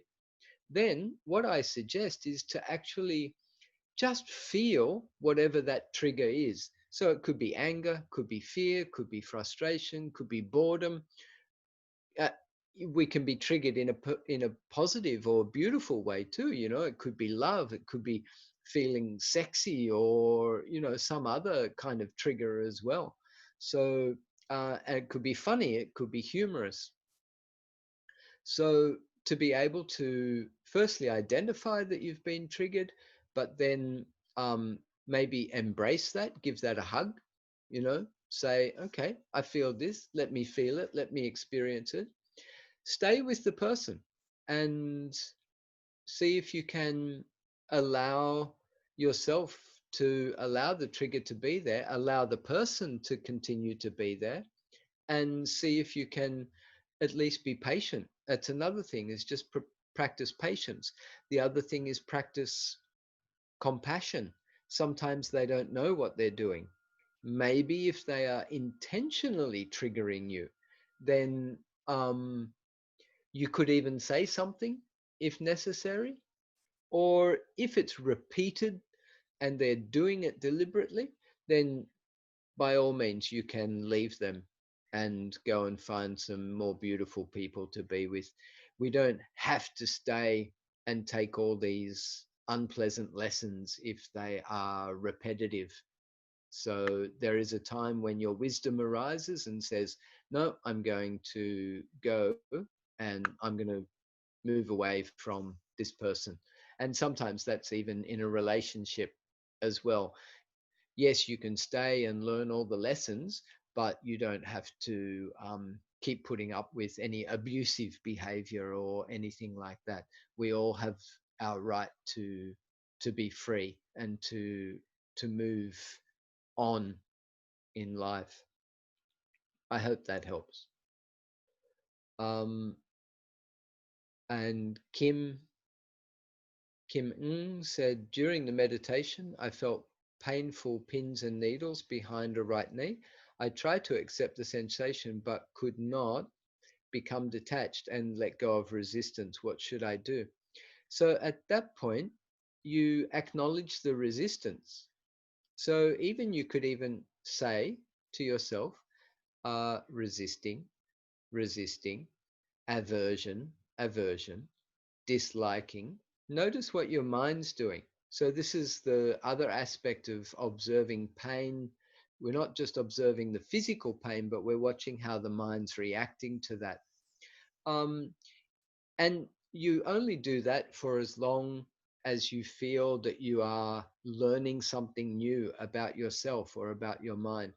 But ultimately, if you feel you need to move your foot or your leg, then just move it. Each time we do this, we go a little bit deeper, a little bit, we investigate a little bit more, and hopefully we learn a little bit more about how our mind reacts.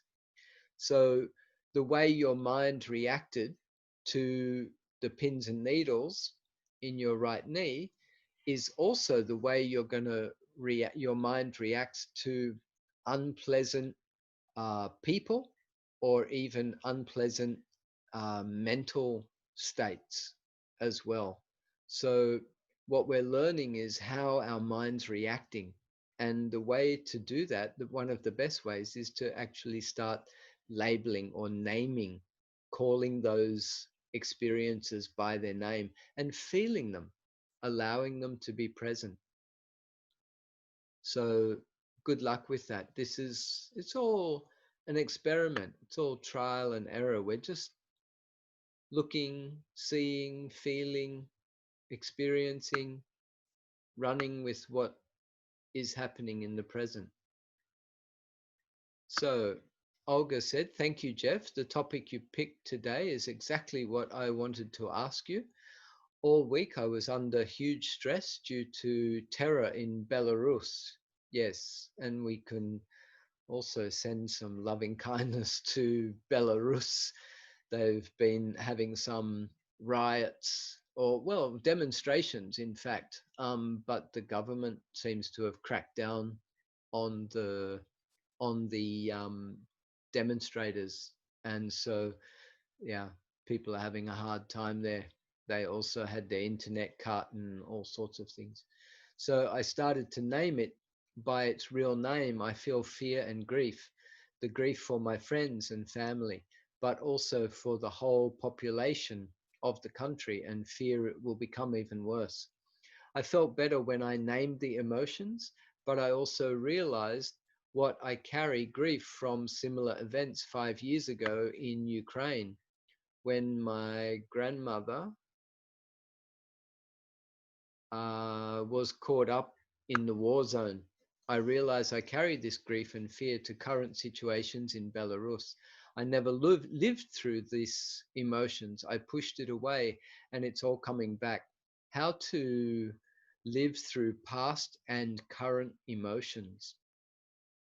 So, partly one of the ways that I work with this is by forgiveness practice.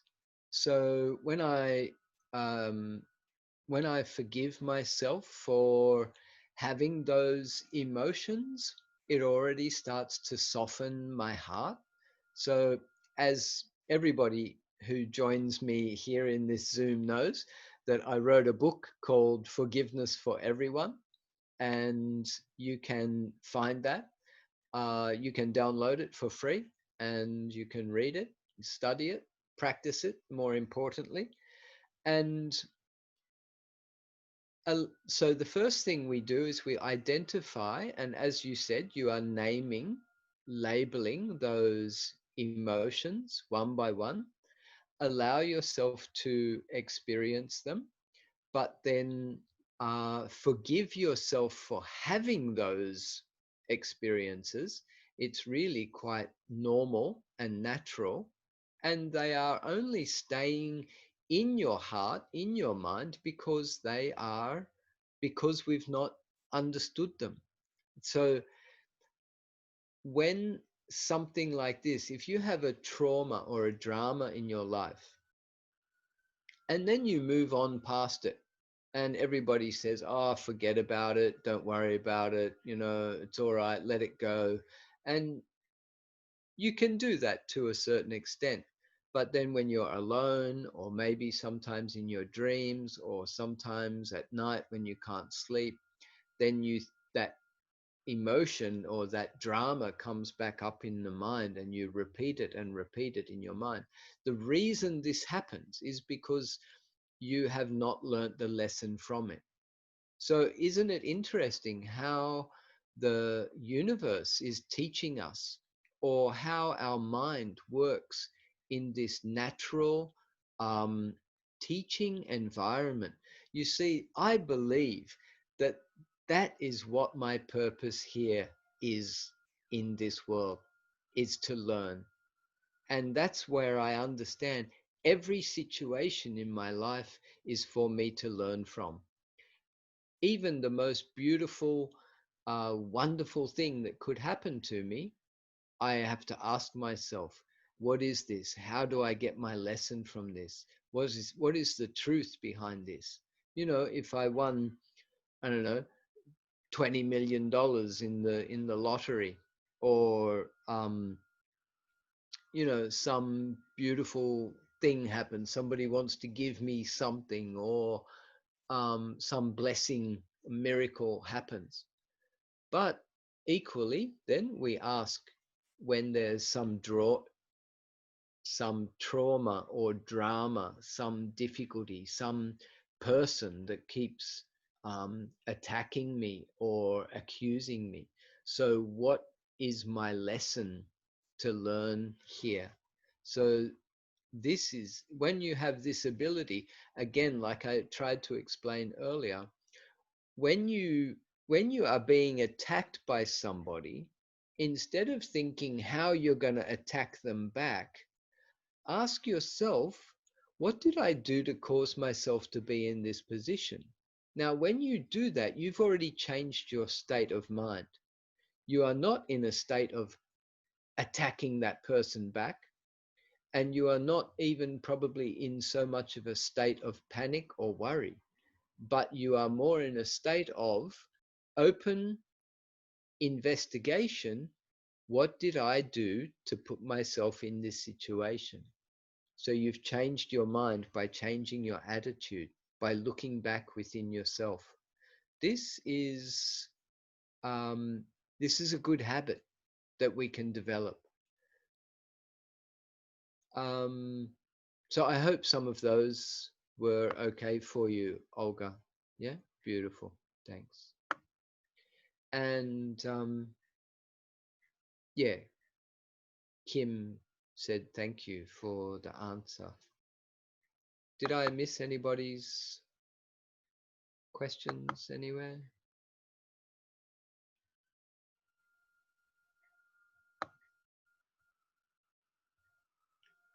Oh, incoming. And it's I share. I was a bit hesitant to ask this question, but two of our friends here have already referred to my question in a way regarding silence and our cognitive process. When our meditation starts, I tend to remain in silence after a while. It is because of the tendency or wish to fall asleep. Yeah, that would be pretty right. It's not just you, but most of us. Or to get controlled by my thinking mind. I have a friend, long-time Vipassana practitioner, who prefers to just sit still without listening to any guidance. I am an apprentice in that sense. It would be more appropriate to ask this question when I could actually manage to sit still regularly. Mm, but yeah, perhaps it's on the time to learn and have your opinion on this. Yep. So people, I think when I was also in the depths of my practice, I didn't want any guidance. But and but I found that uh, by relaxing my ego, because it's the ego that's resisting the guidance, and the ego that says, I know how to meditate, I don't need to hear anybody tell me what to do. It's what it's also the ego that's saying, oh, I don't need to learn anything else, I'm just going to learn from my own experience. um, that's okay. You can have that attitude. But in this context, it's so much better to have the attitude of let me let me just open my heart, and see what this guy has to share with me. And it's actually a really nice experience. So I've learnt to do this whenever people invite me to all sorts of healings and sessions and, meditations and things because they think, oh, Jeff's in the meditation, he'll love this. And quite often it's a guided meditation. And to be honest, I don't really want to do a guided meditation. Um, but I can surrender and I can listen. And quite often I am pleasantly surprised by my experience. So Um, there are times to be guided in meditation like this. It's kind of like part of the package of the whole Zoom session that we have. But also, there are times to sit silently and to practice by yourself. And if we create the life that we want, then there will be a lot of opportunities for us to sit silently and meditate without guidance. So um, it's about time and place and the appropriate nature of the situation of the moment. And we just need some discernment, and we need to see how the mind is working and how the mind is reacting, and that we're not just operating from our ego. Yeah, thanks. And so Louise said, this class is very useful. I could seem overcome my worried mind and ease anxiety. Please, at the end of the class, don't forget to bless us. Thank you. I'll try not to, but I'm sure if you're still around, you will remind me. And dear Ka Hong said, thank you. Acharya Jeff. Acharya means teacher. And during the meditation, I was doing very well initially. Before I joined this session, I was in another meeting and one of the members used harsh words during the meeting. This incident interrupted my meditation during the metta meditation. I radiated metta to him for being more kind and less aversion. May I know what is the best way to overcome such interruption? How can I advise the person about his attitude? Hmm. So, um, uh, so there's two or three parts to this. One is that I guess in the meeting you felt some aversion, of course, and were disturbed during the meeting. So at that time, you can reflect on or check how your mind is reacting. Um, don't You don't need to act on that, and best not to act with a reactive heart. If you can do metta, but it's probably better to do metta for yourself if you're feeling disturbed. So this is where many people make the mistake with metta. They they see somebody who's making them angry and they try to send metta to that person. But you're the one who is upset. So you need the metta first. So trying to send metta to somebody else when you're upset is not going to work. You have to calm your mind first, and then if you still want to, then you send metta to the other person. So if you're feeling disturbed by somebody's words, then you can say to yourself, may I be safe, peaceful and healthy. May I be safe, peaceful and healthy. So with Vipassana, you look directly at that mental state, you call it by its name, you feel it, you embrace it, you allow it to be present, and you learn from the experience.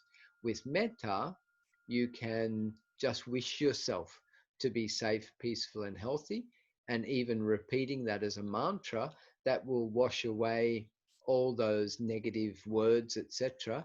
And then maybe you can look more clearly at either sending loving kindness to him or understanding the situation that just took place. How can you advise the person about his attitude? This is always a difficult situation, and you would probably have to use your own discernment there. It's up to creating the appropriate time and atmosphere to let that person know. So, quite often, to give someone a compliment or to say something nice is a good way to start. And then you can say, by the way, I thought And if you feel that they are open and receptive, then you can say, by the way, I thought your attitude in the meeting was a little harsh or a bit disruptive or something. You have to feel that by yourself. Whenever we want to share something like that with someone, we have to use our intuition. Um, and sometimes it's better, if it's not your job, then you don't need to advise that person about their attitude. Just let it go.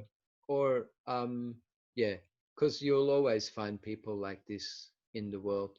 We can't go around and change everybody. So Chui said, thank you very, very much for your teaching. I benefited so very much. I have to leave now and look forward to our next teaching and guidance. Thank you, Chui. So um, that's getting. Thank you, Kahong. Much appreciated. Um, mm, and what else have we got? Anybody else got a question, comment, something to share? Jeff, is it okay to speak to you verbally Yeah, uh, sure. without typing? Just Yeah, very yeah, quickly. yeah. Yes, in your guidance just now, you were pointing at the arising of the different consciousness, yeah, some of which had more prominence, uh, in the awareness was more prominent. So Yeah. what I like to know is that, is it necessary to be aware of all the senses? I know it's not all at one time, but it can arise, all the senses. But is it necessary that I wouldn't use the word necessary, but does it enhance the sitting if the awareness on the different consciousness take place? Okay. Can you give me an example of what are the different consciousness that you're referring to? Okay.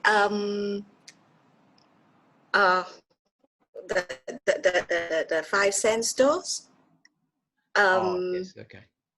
there was the seeing, but because the eyes were Yeah. closed, it was seeing Yes. within. Yes. Yeah. Yeah. The That's all right. hearing, as far as the hearing was concerned, there were sounds around in the neighborhood, and your voice was there. Yeah. But um, apart from that, there was the sound of silence. Yeah. Yeah. And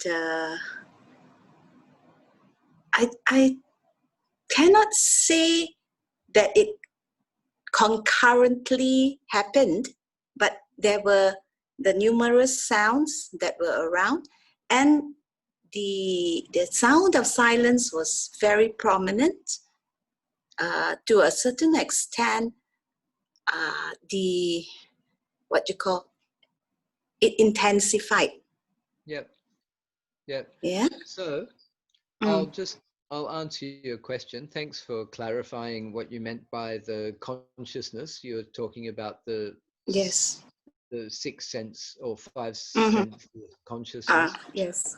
Right. Um, can you just turn your mic off now, Susan? That'd be great. Thank you. It just makes it easier to communicate. So, um, we don't need to. Firstly, the word you used was to enhance the sitting.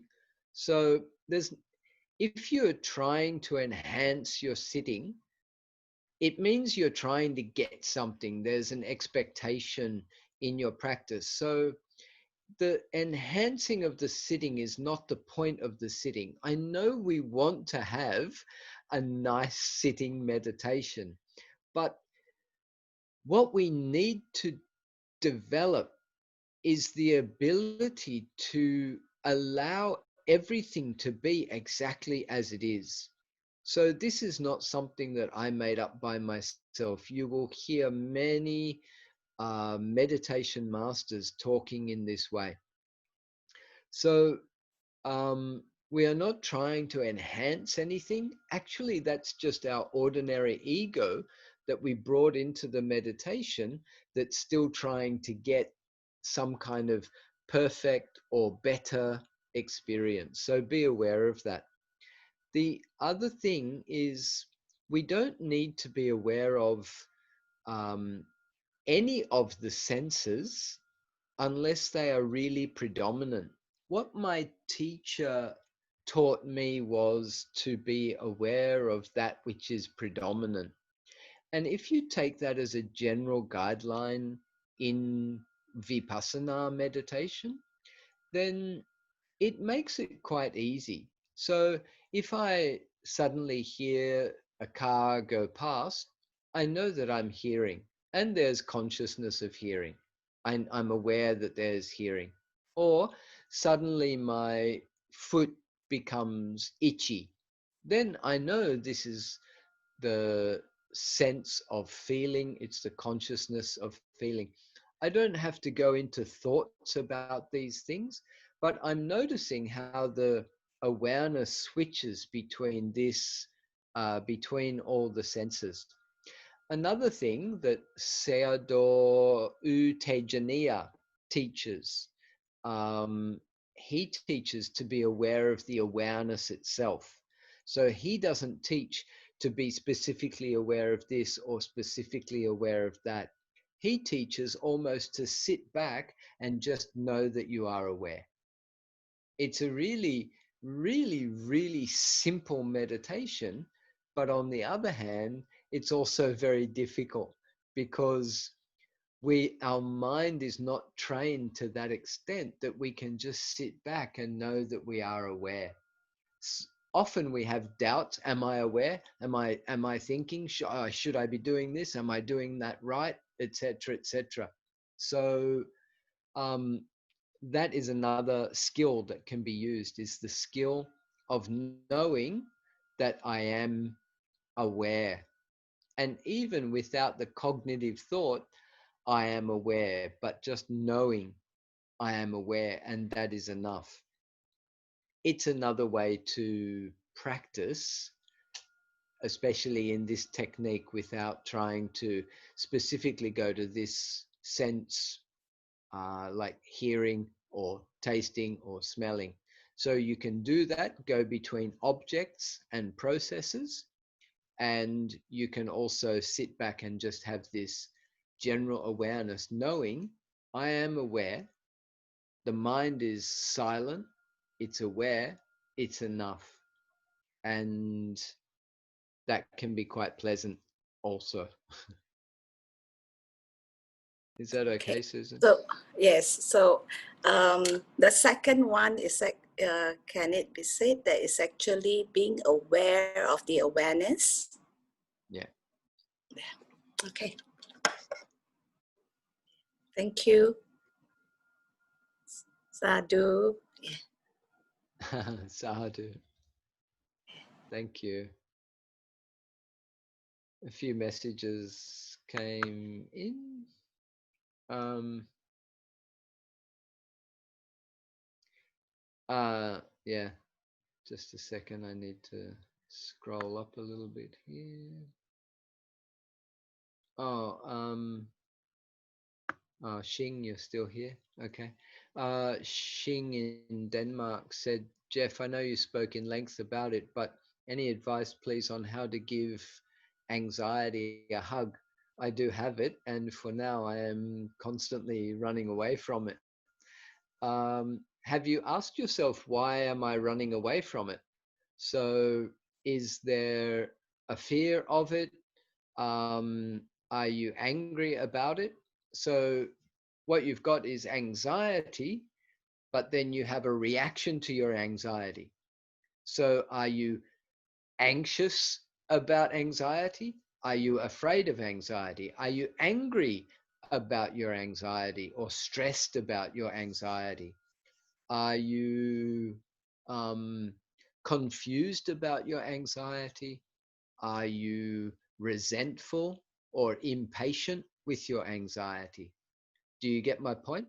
So there's anxiety, but then there's a reaction to your anxiety. Can you look at the reaction? So in this way, you're not looking at your anxiety anymore. Now you're looking at a subsidiary mental state that has arisen because of the anxiety. Different way to look at it. And in this way, you may not have to run away from it. You can allow your anxiety to be present, but look at the different reaction to it. Give that a try, see how that works. And Roddy said, thank you, Jeff, for an amazing meditation session. There was so much lessons to learn, comprehend, accept, aware myself, take to next level. See you soon and be well. Thanks, Roddy. I will do that. Nice to have you with us as usual. Um, and uh, Dear Costa is also doing the recording, and also Aljai also does the recording as well. So um, Nisa would like a copy of that. And Leslie said, to put in a nutshell, practice the method of no method. Yes, it's a great method. I love that method. Okay. Um, well, if we're going to use Facebook, Costa, um, if anybody wants if anyone wants a copy of the recording of today, then just send me a message on Messenger, and if you can send it to me, Costa, through Messenger, then it doesn't have to go on my wall. Thanks.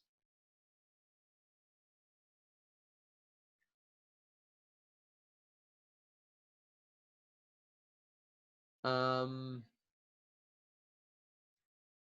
Leslie, as always, thank you very much for a joyous and enlightening session. Need to leave now. Wishing you all. Thank you, Leslie. You may go. I appreciate you. And yeah, what was your last one, Aisha? You wanna? Oh, here we go.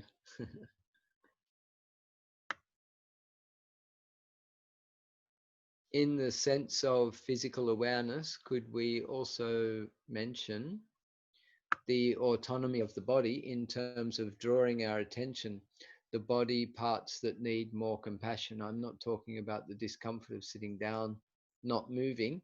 In my case, I have a long recurring problem in my groin. I do acknowledge that and actually took up the habit of observing my health problems thanks to your teaching, how I am approaching them.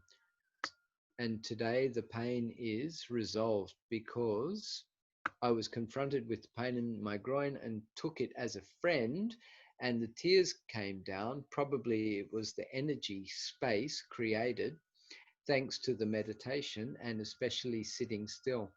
Yeah, well done.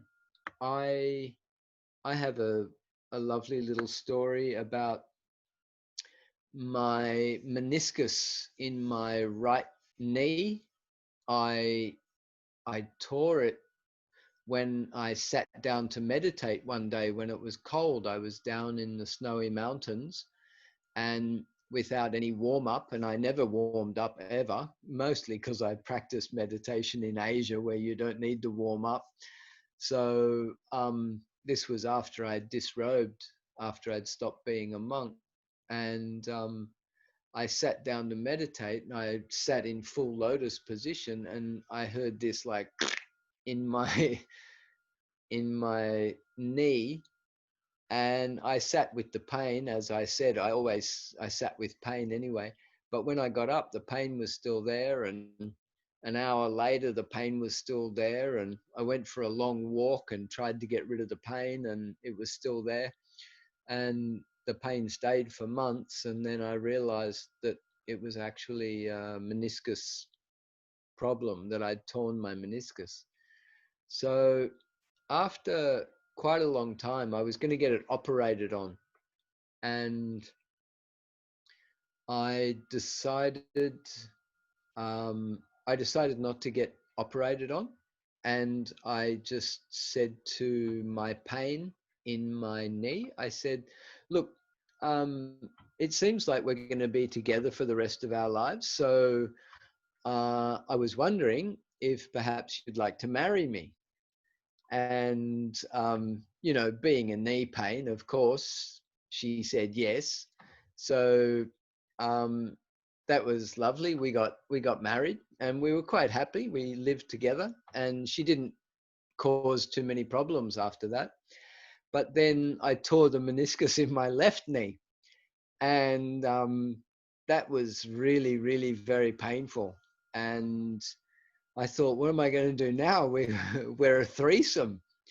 Um, so I thought, okay, then I said, look, I'm going to step out. I said, you two get married, and, I'll bow out. And so I married my left meniscus with my right meniscus. And actually, they've been living in harmony ever since. And I've been pretty happy about it myself. So, um, really, it's incredible because I have no operations on my knees. I can sit cross-legged on the floor for 2 or 3 hours, sometimes without moving at all. I can cycle and surf and run up and down stairs and do all the things I need to do yoga. Um, so, um, yeah, um, it's about our attitude sometimes towards it. And that's actually a good reminder because I've still got some back pain. So maybe I need to perform another marriage um, with my back. Yeah, still some issues there. So, yeah. And naturally, Costa has asked, are there any children from that marriage? Yeah, I had, yeah, a couple of little knees. No. Um, so yeah, and SK said, "Oh, that's Serhan." Yeah, said, "Amazing threesome." Yep. So, um, yeah, it's about our attitude and about how we. In fact, it's one thing that my teacher Siado U Tejaniya says, that everything's about attitude. And it sounds too simplistic, but when you think about it, everything that we experience must go through the filters of our mind. So it doesn't matter what it is, it's everything must go through the filters of your mind. So whether you're eating or whether you're doing something, whether it's something somebody said, it all must go through the filter of your mind. And if you're the filter here, we can call it your attitude. And if your attitude is one of resistance and negativity, then it's going to be hard, it's going to be painful. But if it is an attitude of acceptance and openness, then it's going to be a better experience.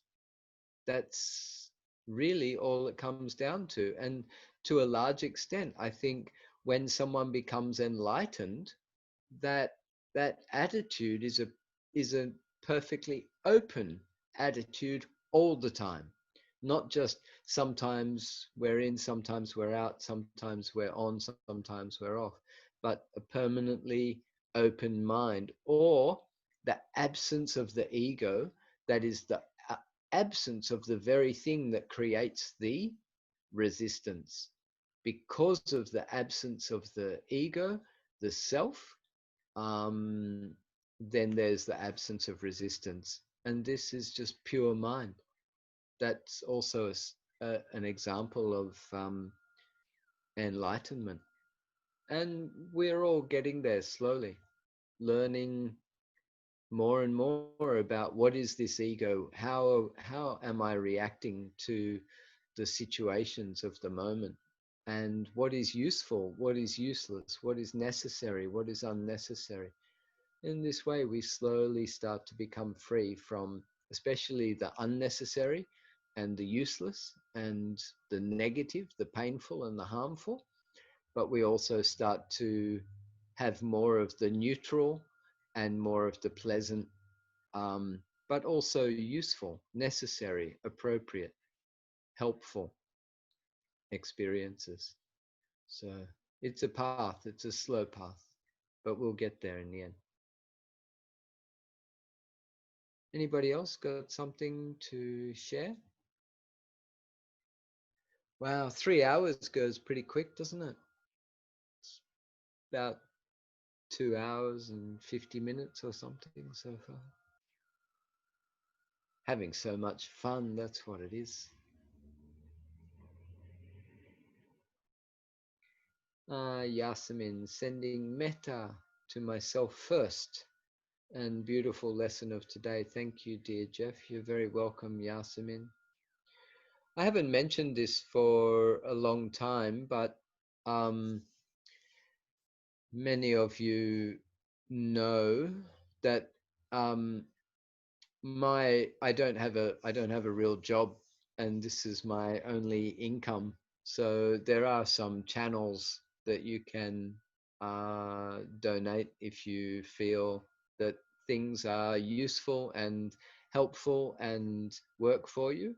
Then perhaps you can even ask Costa, or even if you're in Turkey, you can ask Shirin in Karakaya.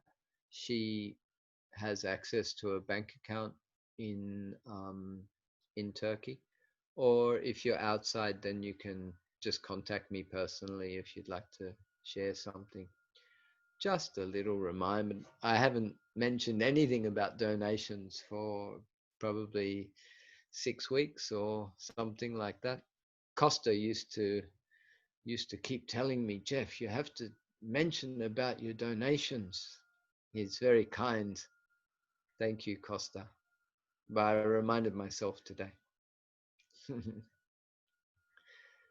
And yeah, anybody else? Actually, I will do Louise's um, little blessing as requested. So thanks, Kim Ng. So uh, in the Buddhist tradition, when a teacher, especially a monk or a nun, but in any case, a teacher, they can be requested to give a blessing to the participants. And um, I I understood the Buddha's teachings that we are all blessing ourselves.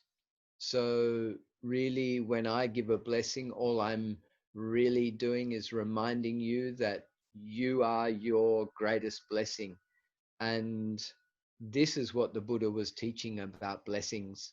So um, really all I'm doing is creating that reminder. And even if you like, reflecting whatever you may see as a power for me to bless you, that you also have that power within yourself. And in a way, it's part of the metta meditation also, when we realize that I am safe, peaceful, and healthy, may you be safe, peaceful, and healthy. This is a kind of blessing. You know, when we sneeze and someone says bless you. So people don't think about it. We just say it naturally. We just instantly we say bless you. But actually what they're really saying is they're blessing us, and we are blessing each other. And we have the ability and the power to bless ourselves and to bless each other.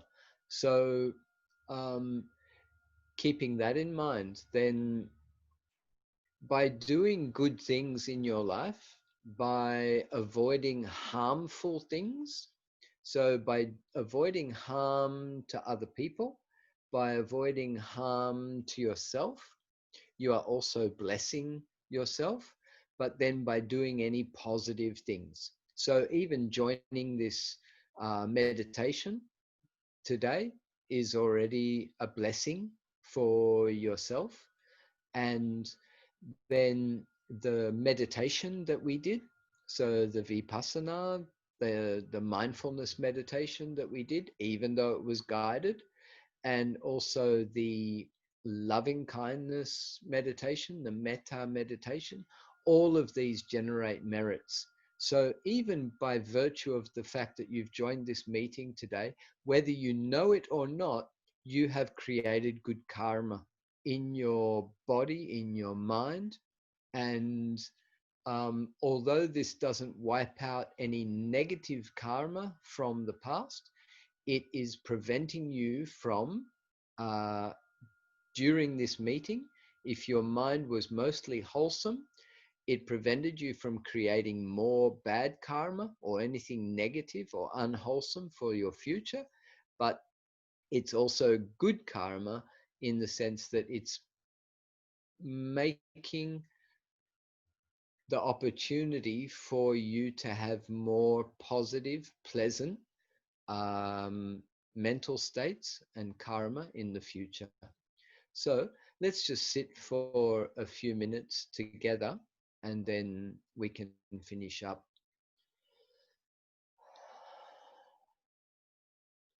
So again, just feel your body here and now.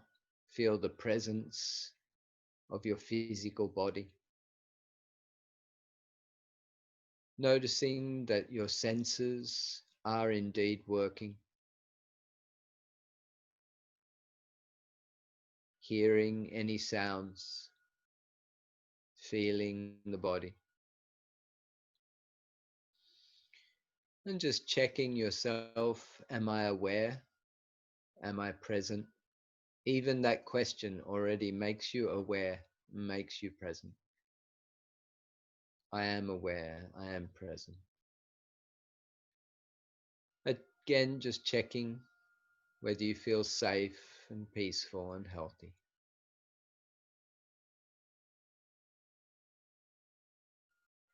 And checking how you feel from overall from this session today. To a large extent, this is already your blessing. We can call it instant karma. The fact that you've come to this meeting, you've devoted your time, you've paid attention, you've used your mind in a good way. This is your blessing. The good feeling that you have now is your blessing. Blessings here, we are referring to having done good things, good karma. This also we call generating merit. Kudos, if to use another word, merit or kudos. Good deeds, the benefits of good deeds. These can also be shared like we share metta, we can also share the good deeds. For example, for my mum, I could say, wherever my mum is reborn, may she share in the merits of this, of, of my practice. Or also for my dad, may he share in the merits of this practice, my practice. You can personalize that for anyone that you wish. Can be a past, somebody who's passed away, or somebody who's still living.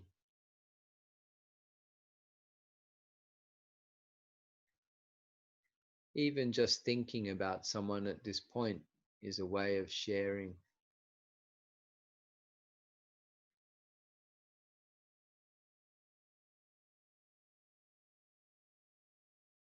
I share the merits of this meeting with any of our friends in Belarus, in Minsk especially, but also Belarus.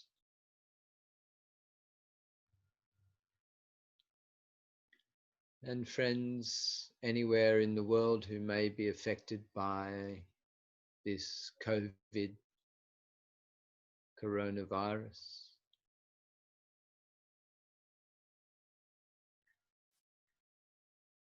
And then again,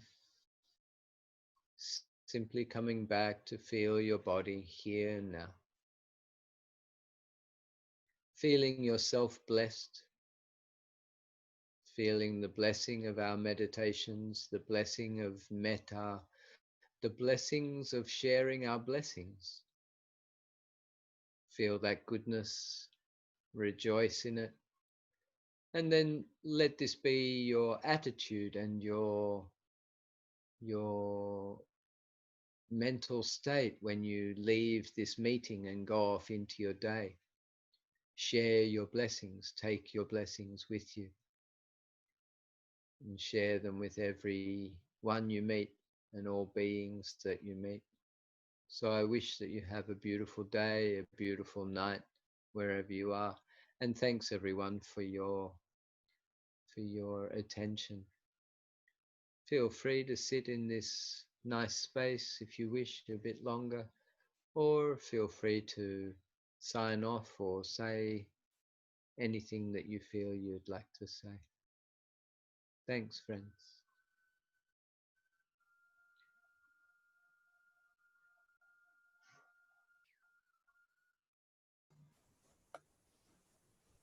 Thank you, Jeffo Jam.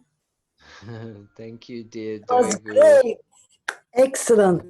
Thank you, as usual. I love you so much. Thank you. I love you too. Uh,